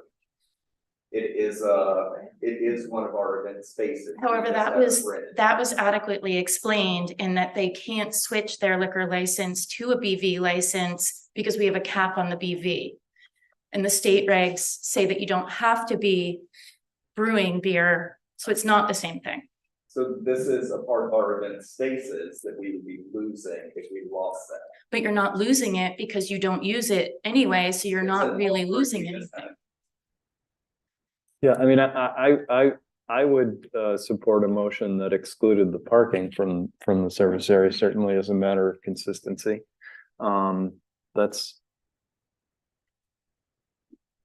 No, I want No, to give Molly. I just took a time look. and- Do you know who 135 is at what Lark just purchased behind it?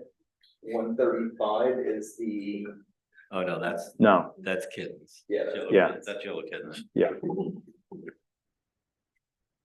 136 is the Avonlea. right. Okay, you keep saying event, so I just want to be clear. It's not, you're gonna put a bunch of tables up, and then you're gonna be bringing drinks up to them. It's special events will be held there. no ceremonies, but there's always the opportunity that alcohol could end up being sold over there. If we brought a toast to a wedding group, that would be alcohol on the premises. Right. We would be really funneling what we could offer there if we didn't have the option to serve alcohol. Chris? Can't you just use the analogy of what the Or's done, expand it on their lawn, that was all service area, and they just expand it. That's, business has the opportunity to do that if they want to. Hmm? Yeah, I'm glad that Bill brought up the parking thing because I didn't see that. I would, I don't want to interrupt. Molly was going to make a motion, so I don't want to upset that. I could be okay with Excluding the exclude parking. the parking.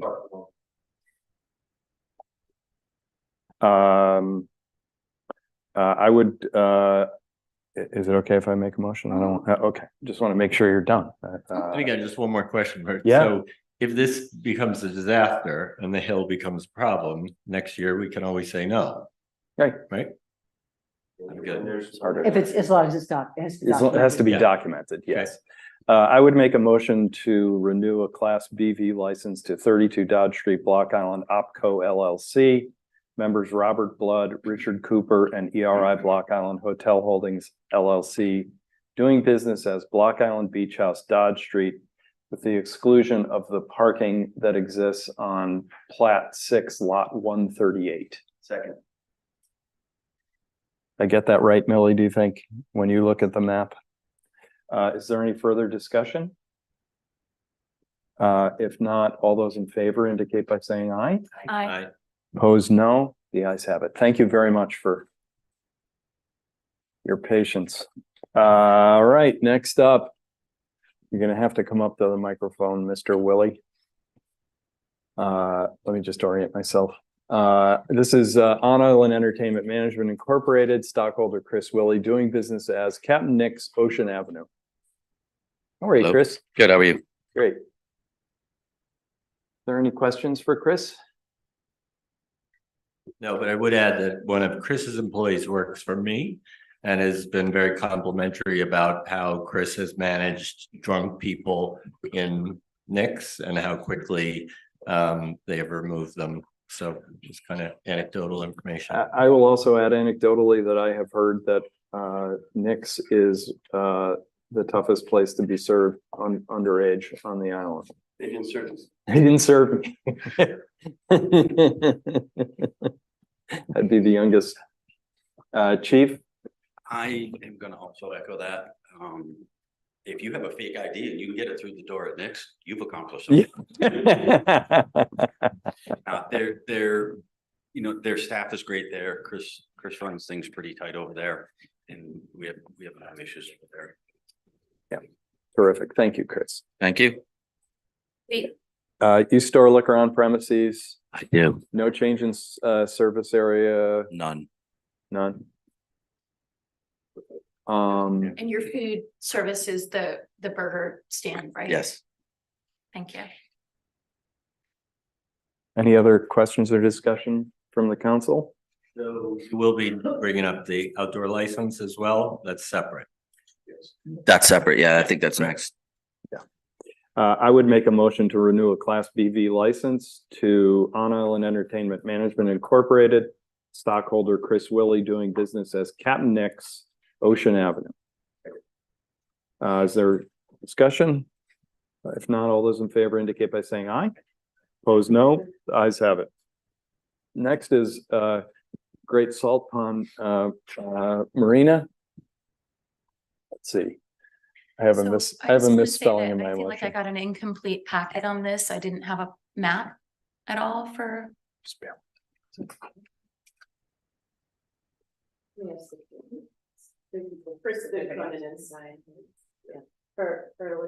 So for Champlain's, I did not have a map that indicated. Not signed. No one has come in to sign. So I'm just gonna look at this as an incomplete application and ask that we bump them to the 13th. This is, let me just call it, Great Salt Pond Marina Manager LLC, members TPG Hotels and Resorts, Inc., doing business as Champlain's Hotel, Marina and Resort on West Side Road. Molly? What? Well, so I just feel like I have an incomplete application because I don't have I was not given this map, so I have not had a chance to look at this. They didn't come in. But if they haven't signed it, that's almost trumps the map, right? Well, Right, so we didn't upload it. Right. Oh, okay. So we're gonna have to, I'm sorry, but we're gonna have to bump you, okay? Understood. Can you get it together? Absolutely. I have the maps here, so I can. And I would say well before the 13th if you can, not like at 4 o'clock on the 13th. Got it. Because Well, I just want to point Yeah. out that the regulations say that everything should be in by October 1st. So yes. So I would make a motion to continue this application, which is Great Salt Pond Marina Manager LLC to November 13th. Second. Any discussion? If none, all those in favor indicate by saying aye. Aye. Opposed, no. The ayes have it. Next, we have Club Soda Inc., stockholders Max Baumforth and Glenn McKiernan, doing business as Club Soda, Connecticut Avenue. Hey, how are you, man? Good to see you. So We on also, premises. I and- also Did I- don't Yep. have a site map for Business. this business. So, I'm sorry, would you let us be privy to the conversation we're having over there? What? Right now, we're trying to, I'm trying to find the site plan and he's just whispering something about not having just signed it recently. Yesterday, yeah. And so you didn't get it in the packet because we didn't have it until yesterday. So Can the, we move this to the 13th? can I just ask a question about this? So the entirety of the service and consumption area is the entire lot? It is. We don't use it. Well, we haven't used it, but we thought about doing some outdoor music there. Big show once in a while, special events, I think. I would say, given that this is the first time I've laid eyes on the site plan, because it wasn't signed, I would make a motion to continue this matter to November 13th. Second. Is there any discussion? All those in favor indicate by saying aye. Aye. Opposed, no. Sorry about that. We'll see you on the 13th. Next is Island Caterers, Inc., stockholders John P. and Adam Ronoski, estate of Burke and Patricia Hewitt, Raymond and Susan Linda, Tom Tursick, doing business as Deadeye Dick's Restaurant, Ocean Avenue. Boy, that's a mouthful. Yeah. I think you're the longest one. Yeah. Hi, Abby. How are you? It's good to see you. Chief, No issues, no problems. no issues, no problems. Same question, on site, all alcohol? Yep. And change the service area? Nope. Any other questions from anyone? Thank you.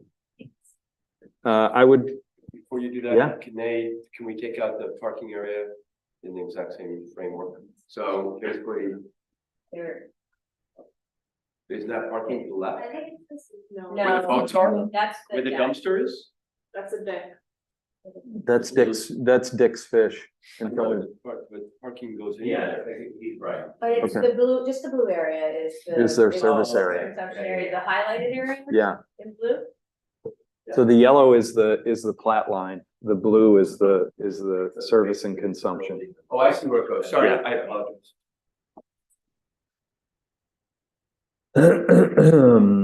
I would make a motion to renew a Class BV license to Island Caterers, Inc., stockholders John. Second. Isn't this the right map Mhm. for, I have two of them. for service? Right, but this is the one that more accurately shows the service area.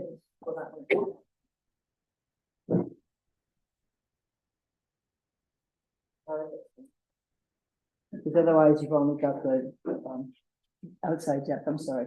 P. and Adam Bernoski, estate of Burke and Patricia Hewitt, Raymond and Susan Linda, Thomas Tursek, doing business as Deadeye Dick's Restaurant, Ocean Avenue. Second. Is there any further discussion? All those in favor indicate by saying aye. Opposed, no. The ayes have it. Eli's Restaurant, Inc., stockholders Brad Marthins, Ann Marthins, James Lilly and Rosemary Tobin, doing business as Eli's Restaurant, Chapel Street. Hi, Brad. Good to see you as always. Chief? No issues. No issues. I hear there's a rumor that Eli's is taking over Aldo's. That'll be tomorrow. Good. Any change, any No change. storage, no Storage change? is on property, not in Right, a lot facility, on the lot. right, great. Any questions from the council? Thank you, Brad. I would make a motion to renew a Class BV license to, God, I totally lost my, to Eli's Restaurant, Inc., stockholders Brad Marthins, Ann Marthins, James Lilly, and Rosemary Tobin, doing business as Eli's Restaurant, Chapel Street. Second. Is there any discussion? If not, all those in favor indicate by saying aye. Aye. Opposed, no. TMGBI Operating LLC, Tom Martucci, doing business as One BI Steak and Seafood, Water Street. Oh, Selma? Did I miss one? Selma? There's no site plan for this one, because they don't have a, You don't have to have a plan at this point as far as I know. I'm a cop. I've been sent here tonight. They don't have a site plan on file because as far as I know, they don't have a finished site plan. They haven't, last I heard, they didn't have a plan for that restaurant. A completed plan. Completed, finalized. Should it continue until the 15th? I don't know what you're gonna. But we continued, we did it last year based on the construction and continued. No, that's our old island. That was a couple of years. So, when I asked Upstate about the Harborside application, because we have, we have a, we Can I have, just double check? This is the old Finn's building? Yes. Okay. so we have an application for the Harborside, which I understand is not you. And obviously there's no building, right? And so what I was told, by DBR is that we can approve the license, but not issue it, right? So that's what would happen here, except wouldn't we have to put a condition on it about like seeing it first? I mean, Yeah, you can certainly put that condition in. So what would that sound like? I'm not opposed to it. I'm just sort of, how would what would you like the wording to be on that? Or what would we like the wording to be on that? I'm not sure I followed. That's, okay, so the way he explained it to me, we would, for the Harborside, again, I want to explain that that was the one I was asking about, not this one. He explained that we would approve the license, but we would not issue the license. Right. So it's just approved pending, Pending the final decision. Right. So in that particular situation, the likelihood of the building being ready by this summer isn't strong. So in this case, Yes. the building, so this is a different situation, but we might be able to apply some of the same.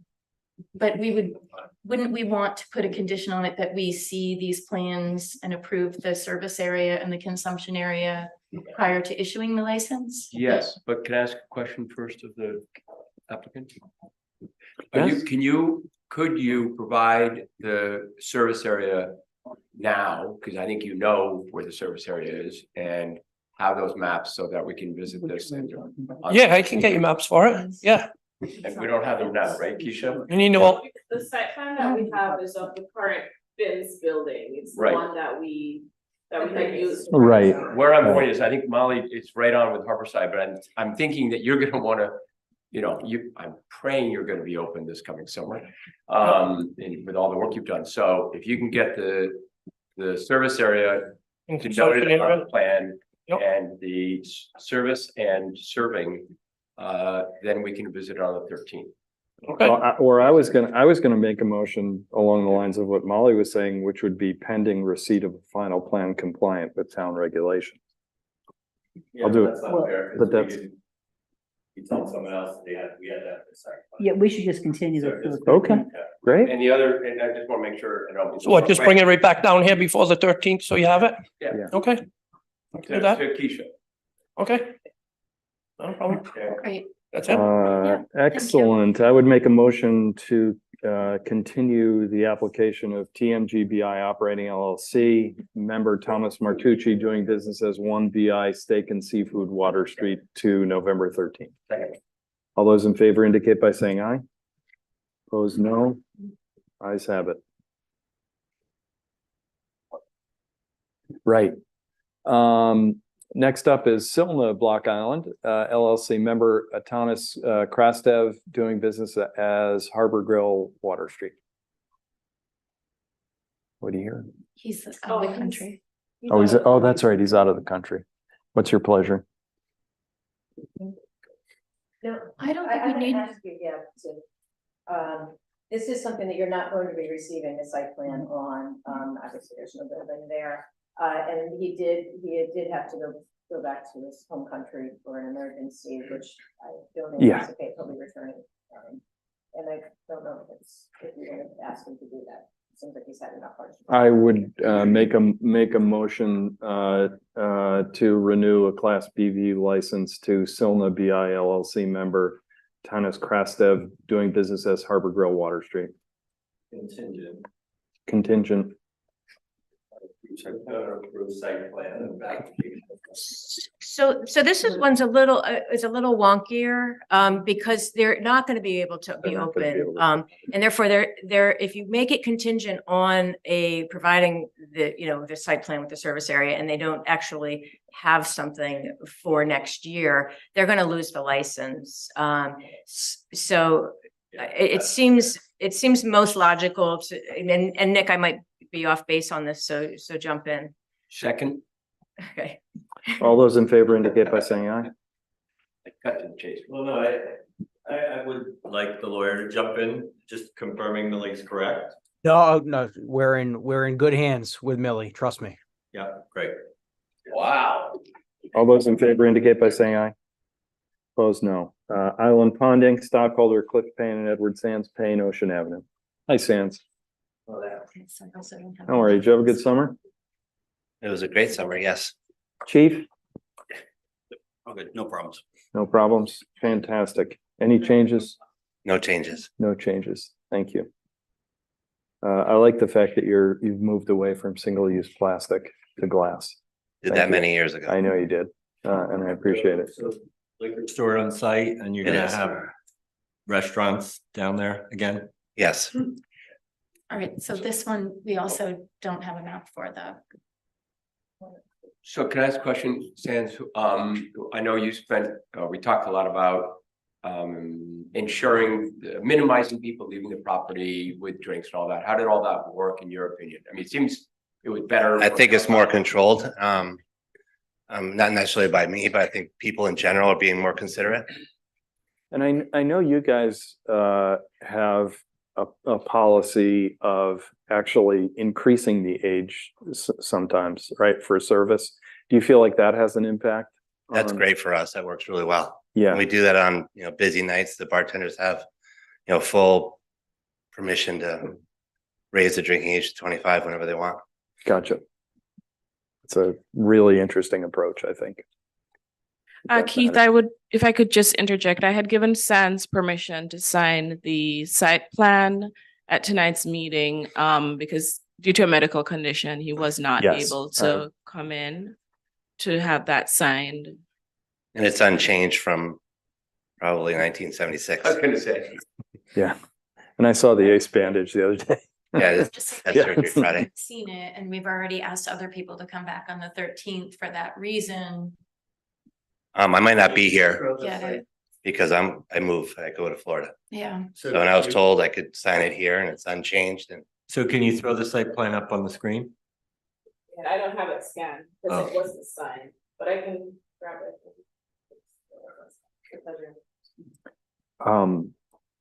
I happen not to have strong feelings about this one. I mean, I think that there was a genuine Yeah, medical issue. but without seeing the site plan, we've been clear on parking. He's got parking there. Okay. If it's, Would you please get it?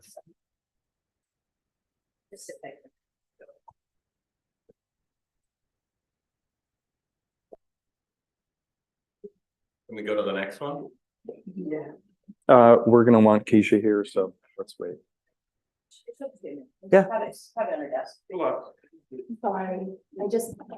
There's no reason to be sorry. This is how it's supposed to work. I think it's someone said earlier, everyone the same. Yeah. So I think the interesting part on this one is that with the online application, sort of throwing a lot of communication. Yeah.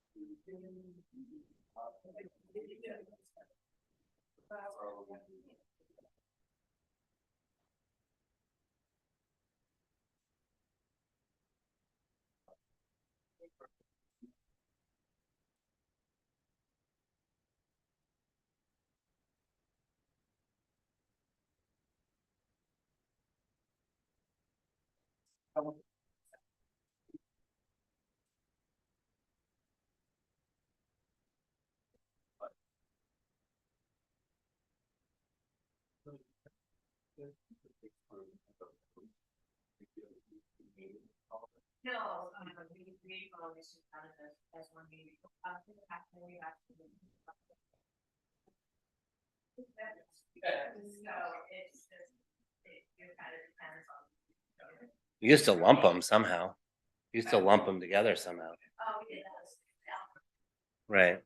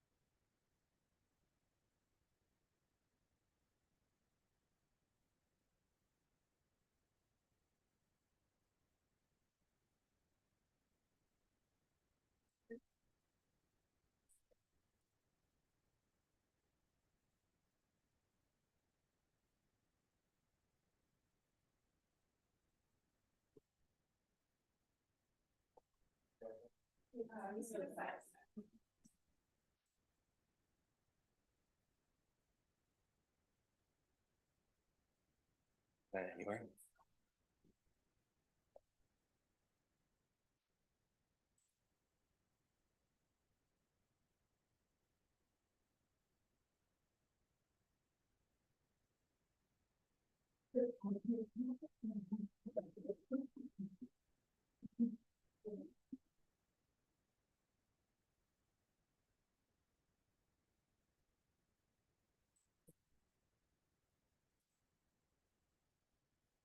All right, everybody have, everybody have a map?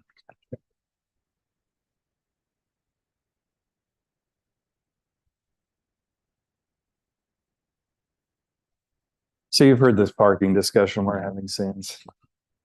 Say again, sorry. We've been having this discussion around serving in parking lots.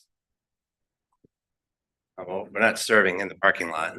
I understand that. Right. But we have your site plan saying that you do. I That might be know, part, I that know might you be, don't. that might be part of the consumption area where people are walking through to their boats. They're down that way, Uh-huh. which is just part of where people walk. Right. Yeah, because most people. Yeah. Guys are grabbing it, or walking to their boats or. Yeah, to the dinghy dock or. you know, Right, exactly. yeah. Not the dinghy dock. We try not to have them go to the dinghy. Yeah, dock. That's past our fence, but yeah. yes, At least to that. Here. yeah. I remember when that's what happened. A lot of people have hit that fence.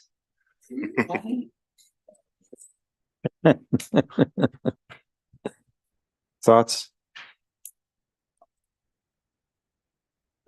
How can we be fine? It's a parking lot. We just told other people they can't serve. You in the park- exclude parking, which you said. Yeah, we say you can't serve in the parking lot. Correct. Oh, okay. Yeah. I'm sorry. I thought Yeah. you were saying. You don't need to get angry with me, Neil. I just want to make. I feel like you were getting angry with me. me. I would make a motion to renew a Class BV license to Island Pond Inc., stockholder Cliff Payne and Edward Sands Payne, Ocean Avenue, with the stipulation that alcohol not be served in the parking lot.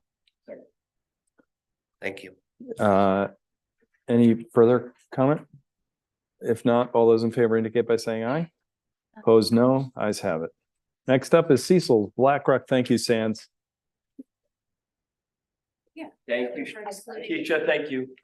Welcome. Thanks, Keisha. Thank you. Cecil's BlackRock Girl LLC members, Kimberly Ward and Norman Ward, doing business as Kimberly's Ocean Avenue.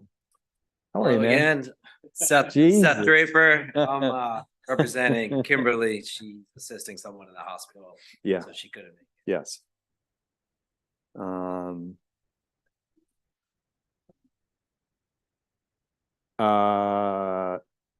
There's no change, right? No changes. And everything's stored on site, correct? Correct. I don't think is there anything else? Anything else from the council with Kimberly's? I would make a motion to renew a Class BV license for Cecil's Black Rock Grill LLC members, Kimberly Ward and Norman Ward, doing business as Kimberly's Ocean Avenue. Any further discussion? If not, all those in favor indicate by saying aye. Opposed, no. Ayes have it.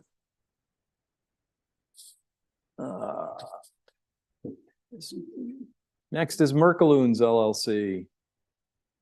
Member Kathleen McAloon, doing business as McAloon's Corn Neck Road. What about Manatee's? Oh, did I skip it? Sorry. Sorry. Paul would not object. Paul, do. I was questioning myself. Sorry. Manatee's Restaurant Incorporated, stockholder Blake and Paul Filippi, doing business as Manatee's Spring Street. No changes. Nope, it's the same.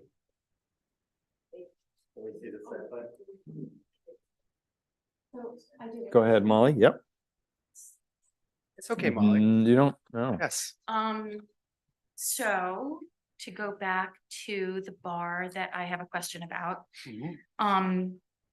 which is not shown on the service area, The bar in the front area? the bar on the front porch. I don't have a. So please, can you use the? This is what I have. This is the correct, no, oh my gosh, no, it's not. Hang on. Yeah. No, sorry, because these are, I'm really sorry. Because these are printed one on the other, that is the map for, Kimberly's. I apologize. So this one I have no map for then, right? Okay, so. Okay, so. I think it's the next meeting. Oh, there was no map included in that? It wasn't signed this year, The map itself or the application? the site plan, the map. Oh, okay. Do you guys have do you have any questions on the map that was sent in? We don't have that one. Oh, okay. But it was sent in, but it wasn't signed, or it wasn't sent in? It wasn't signed or sent in. Or sent in, okay. Neither happened. That's an oversight on our part. You Okay, have to come in to sure. sign it. Can we just move it? Can you be here? Yeah, I'll be here. Can you be here the 13th, Yeah. Paul? Okay, I would make a motion to continue, Manasseh's Restaurant Inc. stockholders Blake and Paul Filippi doing business as Manasseh's Spring Street to November 13th. That Okay, agenda and I'll is provide you filmed. guys a site. Terrific, thank you. Okay. Uh, Keisha. Okay. is there a second? Second. All those in favor indicate by saying aye. Opposed, no. Thank you, Paul. Okay. Thanks. Uh, All right, Kathleen, hopefully you handed all right. everything in. Pay- You don't get off PSR. like you did. I was gonna skip her. So we're on Merkaloons LLC. Well, he needs to have an LLC name that's earlier in the alphabet. KSR Enterprises LLC. Oh, no, sorry. Merkaloons LLC member Kathleen McAloon doing business as McAloon's Corn Neck Road. Thank you. We Any don't que- have a site plan for this. Signed today. but not- I do have to say in everyone's defense in this signing of the site plan, Millie, you used to have to come in and do the application here with Millie, thank you. I didn't realize like until today, you sent the thing to me that we had to come in and sign it separately. Doing it online now, you can't, it doesn't come up. So the messages I are still have sent AOL, through the portal, and a lot of people have been missing the messages. So we From the send portal. messages to say you need to come in to physically sign the site plan this year. And I realized that a couple of people have missed those messages. I did it this morning, so I. Yeah. With everyone else. But it was, who missed yeah. it. You did it.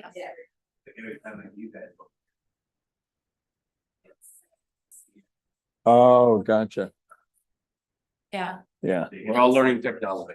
And we're looking at an awful lot because Right. it's brand new to us Right. too, so there is a lot of. I But that's- appreciate everybody growing with us in this, I mean, hopefully next year we'll be on easier. Definitely a learning curve. So what do I have to do? Like I did sign it. I think the blue is where I serve. Is it real So we estate actually office there? have this, when is Tracy just print it, sign it and be done? I signed it this Some other afternoon. issues with It it. I don't- is, it just was not put in your packet because it was done this afternoon. So I had a couple other issues with the application, the address is missing for the landlord. Was that corrected? Okay, and the officers, She's the. okay. I'm just acting on. the- No, I was given, so Absolutely. Isn't there a real estate office? Sorry.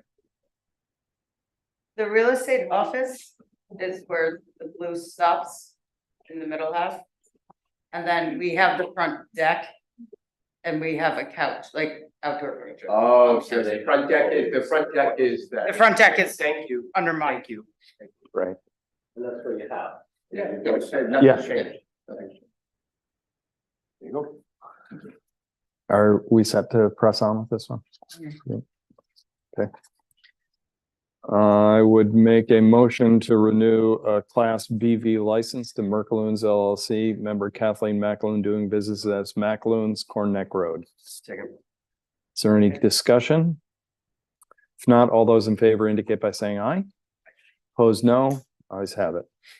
Next is KSR Enterprises LLC, members Rita and estate of Steve Draper doing business as Narragansett Inn, Ocean Avenue.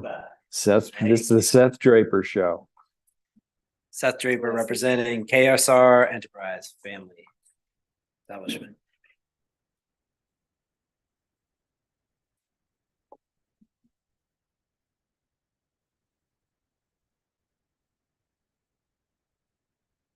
Are there ever plans to open the bar back up, Seth? One of my favorite bars on the island. Yeah, it's a good Comes one. down to staff housing and finding adequate staff. I know you can do it. All right.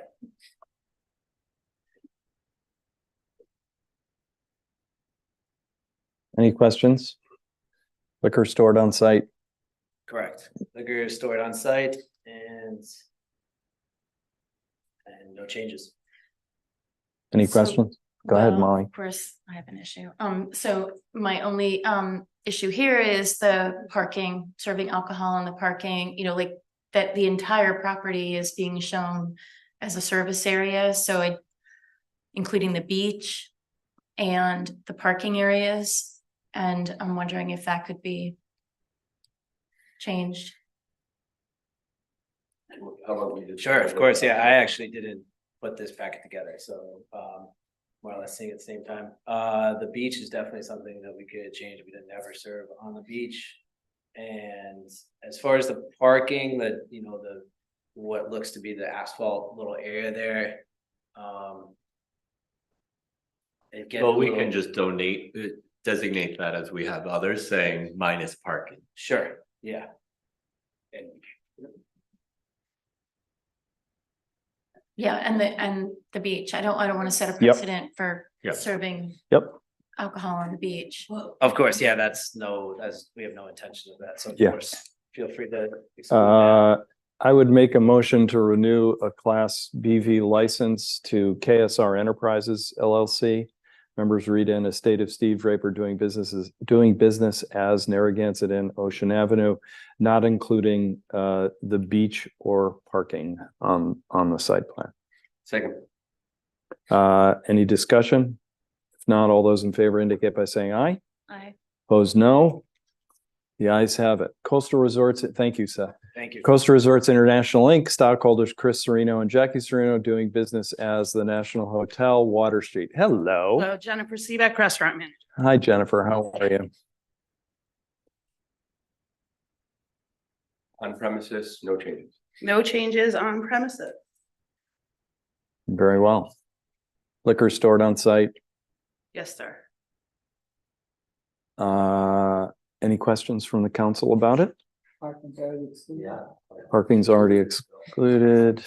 I just have one note here about where it says any other business to be carried on the premises. Do they need to, should it list the retail downstairs? I think so, because that's not really on the premises, it's in the, imagine it like a law. Your premise would be just the area that you would operate in. Okay. I just wasn't sure. I would make a motion to renew a Class BV license to Coastal Resorts International Incorporated stockholders Chris Serino and Jackie Serino doing business as the National Hotel, Water Street. Second.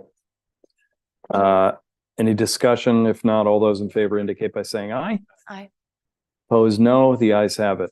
Thank you. Next up is Humphreys Inc. stockholders Rita Draper and Estate of Steve Draper doing business as the Orr West Side Road. Hi, Seth. Oh, Any changes here? no changes. Any questions from the council? Liquor store? So Liquor storage at the there again. I'm sorry, Where's liquor stored? liquor stored at the or property in the lower level of the building. Go ahead, Neil. no, just the exclusion on parking. Yep. Anything else? Any other questions from the council? Martha and Molly? Just to clarify, right, because I agree that there should be no liquor service on the driveway or the parking areas. But in the last couple of years, you guys have a clearly delineated area where the hostess is now and the liquor service, where people can get a drink. Sure. So I would want to exclude that from that, like include that in their liquor service area. It's very well marked. That's not parking.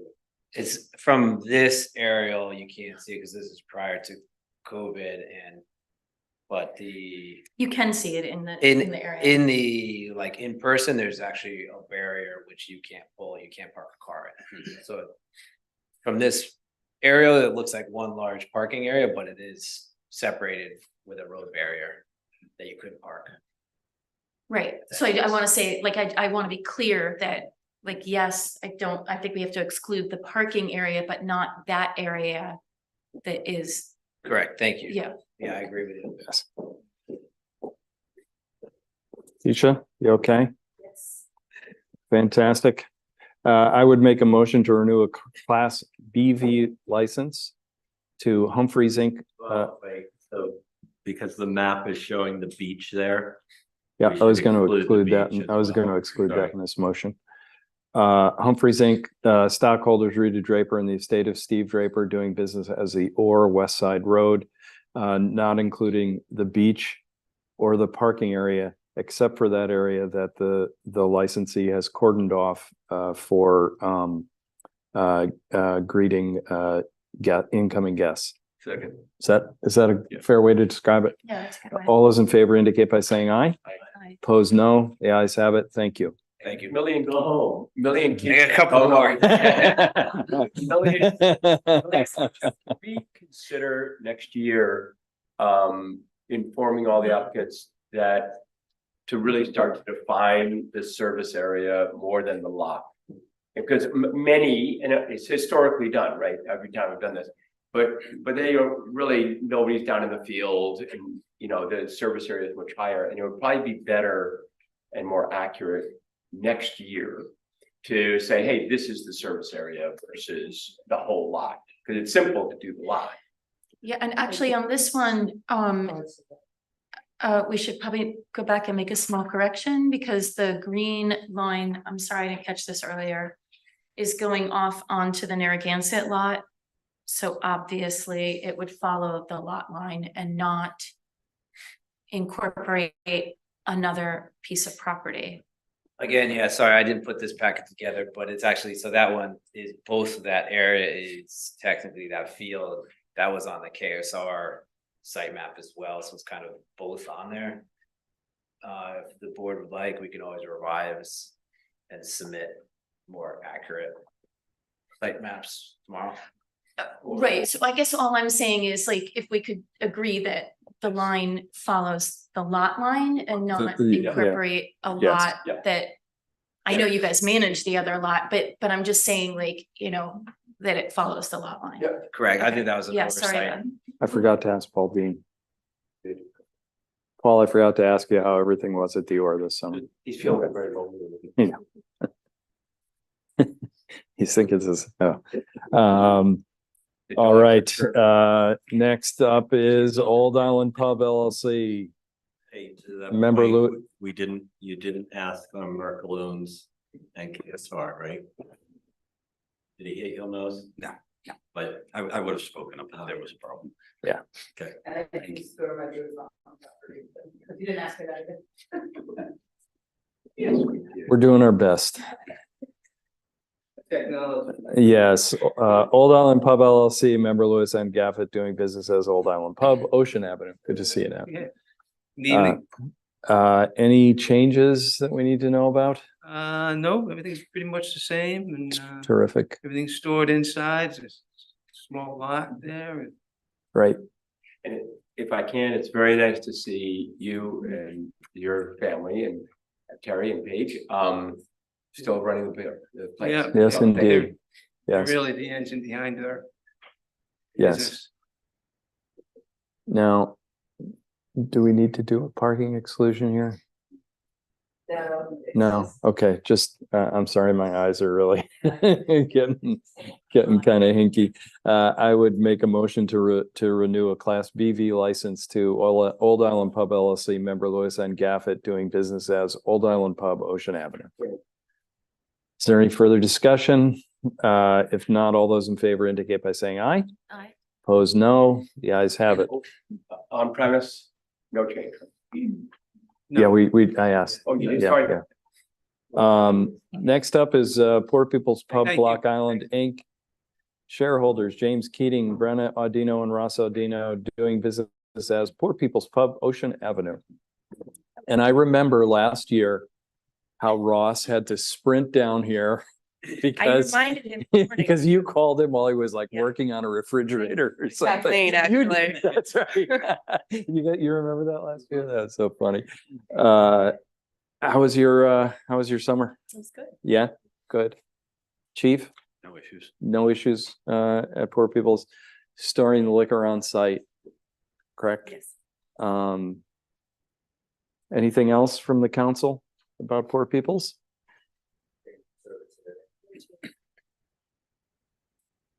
All right, I would make a motion to renew a Class BV permit for Old Island Pub LLC, excuse me, Poor People's Pub, Block Island, pubs on 2 lines in a row. Incorporated stockholders James Keating, Brenna Audino, and Ross Audino, doing business as Poor People's Pub, Ocean Avenue. Any further discussion? If not, all those in favor indicate by saying aye. Aye. Opposed, no. The ayes have it. Next is Island Entertainment Inc., stockholder Frank DBH Jr. doing business as Spring House Hotel, Spring Street. How are you? How was your summer? Thank you. Everything went all right? Fantastic. Chief, Everything was you good. concur? Everything was good. Fantastic. Any changes we should know about in anything? None. You obviously store all the liquor on site, et cetera. Lock and key and a dozen security cameras. Yes. Are there any questions from the council about this application? We don't, but. Keisha has it. No, I have to say, you go to the Spring House, every time I go there, it looks, it seems impossible, but it looks better. The place looks so clean and neat, really. Thank you. What a great job. Try. Yeah. Try. Thank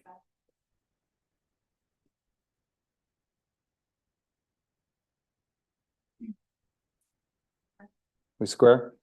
Yep. I would make a motion to renew a Class BV license to Island Entertainment Inc., stockholder Frank DBH Jr., doing business as Spring House Hotel, Spring Street. Second.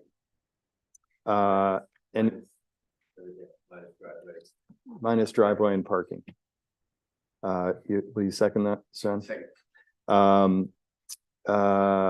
Any further discussion? If seeing none, all those in favor indicate by saying aye. Aye. Opposed, no. Ayes have it. Thanks, man.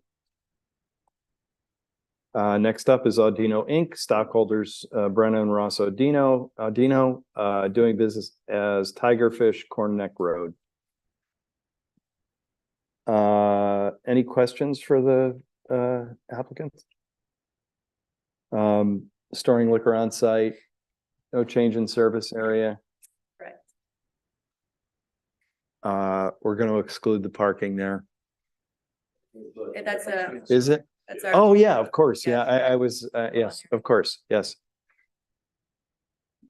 Anything? Anything? All set. I would make a motion to renew a Class BV license to Audino Inc., stockholders Brenna and Ross Audino, doing business as Tigerfish Corn Neck Road. All those in favor indicate by saying aye. Opposed, no. The ayes have it. Now we're at Cam Group LLC. Members Block Island Sales Corp., stockholders Kristen Kiley, Melissa Kiley, Allison Nason, Michael Kelly, doing business as Yellow Kittens Corn Neck Road. Hello. Hi. How are you? Good, thanks. How'd your deck work out this summer? It went well. I thought it was a really wonderful addition. Yeah, no problems. Yeah. Chief? First one for last. No, I'm just teasing. That's for last. That was tough. I will say that Kristen had hired new security staff this summer over what they had last year. And the addition was very, very good. They were, again, same, with Nick's. They're on the IDs, they're checking them, they're calling us if they have a question. They've really kind of stepped up there also with their security, their IDs. And the deck was actually pretty awesome. I was up there a bunch of times this summer. It's pretty nice up there. Yeah, terrific. Thank you. I can't remember whether I asked this, but you store on site. I do. Yeah. So I have one thing, which Yes, is, Molly. that the site map doesn't include the new porch. Oh, it doesn't? All right. And we did, at a previous meeting, approve the new deck for liquor service and Yes. consumption. They did an expansion application in the spring. Yeah. Yes. That was great. Right. So, These cases also completed. So we'll want to. Okay, That we did that. okay. so I would suggest. Do I have to give you that or you I think guys? we should have that in file. Okay, sorry. Were these just printed out because I noticed like Old Island still had lumber in the yard? So these site maps are about 4 or 5 years old. The GIS maps. So I just suggest that when we make the approval, we Make it contingent upon indicate an that- accurate We site indicate plan. that we're, yeah, that. Yeah. We get the up-to-date Mhm. map, including the deck. Yep. Is there any further further discussion? Well, Sorry. will GIS have the deck? It didn't. That was It the whole hadn't been point. submitted? It's not on the map. We brought you the wrong one. We have one in the expansion file from the spring. It's cheaper than what was wrapped was the one from the renewal last year. There's a new one. I would make a motion to renew a class BV license to the Cam Group LLC. Members, Block Island Sales Group, stockholders, Kristen Kiley, Melissa Kiley, Allison Nason, Michael Kiley, doing business as Yellow Kittens, Corn Neck Road, subject to an accurate site plan that includes the deck that we approved this spring. Any further discussion? If not, all those in favor indicate by saying aye. Opposed, no. The ayes have it. Thank you, Kristen. Thank you. All right, onward and upward. To act to set caps on beverage licenses.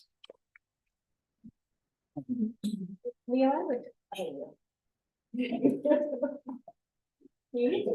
Yes, I would ask that or suggest that you discontinue all of these because you have all of these pending hearings still in front of you. right. So I have to adjourn the public hearing on the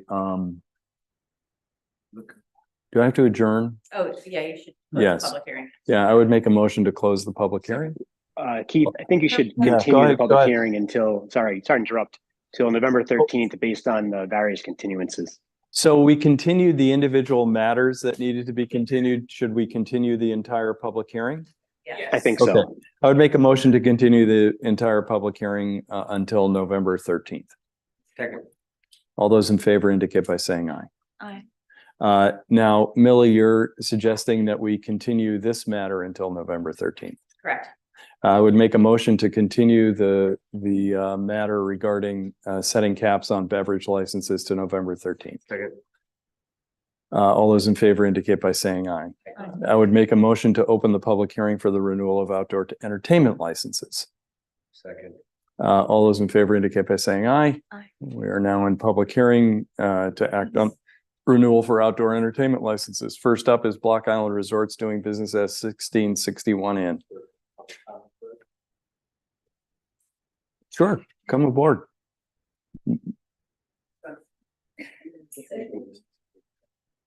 Cindy Lasser, I just want to say something nice. I really appreciate that we got together last year about the noise, and I think it really worked out. And I think that Matt Moran did a phenomenal job of coming in and doing baseline. Appreciate Neil's input in all this, but I think we're really on a good road and we still have to be vigilant, but many wonderful things, I thought. Thank you, for the Cindy. remainder of the summer, and I just Thank you. wanted to follow up and say Yeah. it all worked out. No, I pretty well. appreciate that. And one more thing that's a non sequitur, I watched last night's meeting, which has nothing to do with this, but I want to say how amazing our department heads are. Yeah. I mean, it was really great. It's so fascinating to hear everything and just what goes on in this town in every department, but I think we're really lucky. So that was it. Paul, next week, don't pull Cindy over on Cornet.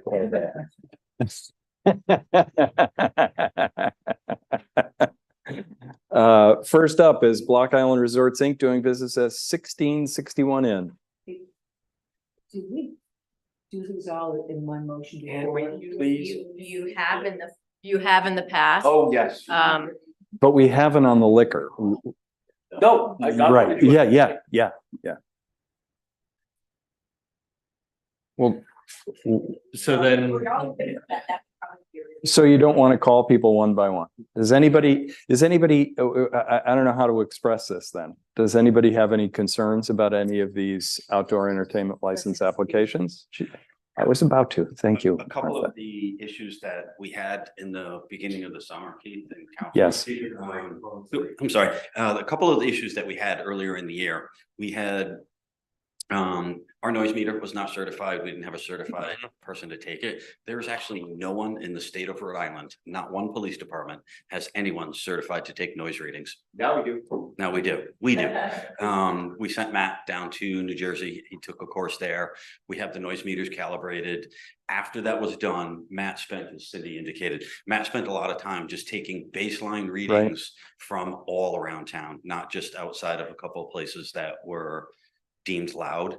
And I think that after that was done, everyone kind of got an idea of what was too loud, what was not too loud. We have a baseline of everything. And I think we have a pretty good grip on this issue now. And I think we just need to keep maintaining what we've done. That was the question I was going to ask. Do you feel like that? So you'll continue that, you intend to continue that? Absolutely. Yeah. Absolutely. Great. Any other comments from the public about any of these? No, but I just wanted to thank all the businesses for working together, because obviously there were some contentious moments a little bit. And thank you to everybody. So, Are there any comments on any of these? So there's 23 outdoor licenses at this point. If that's the count, yes. Do we have a cap? I don't know if we need. I don't think we do. Do we have, Millie, is there anything in the ordinance about a cap on outdoor license? Is there a cap on the outdoor license? No, there is no cap. Go ahead, Sven. I would love maybe next month or whatever to have an agenda item on outdoor entertainment licenses in the future. Not to be discussed tonight, but just sort of scoping things out and planning ahead as new applications come in. Okay. I'll take the lead on writing an agenda item. And also on the class F liquor licenses. That's a really good point that we hadn't talked about. It's we have to have a broader conversation around the F1 licenses. So can I ask a question?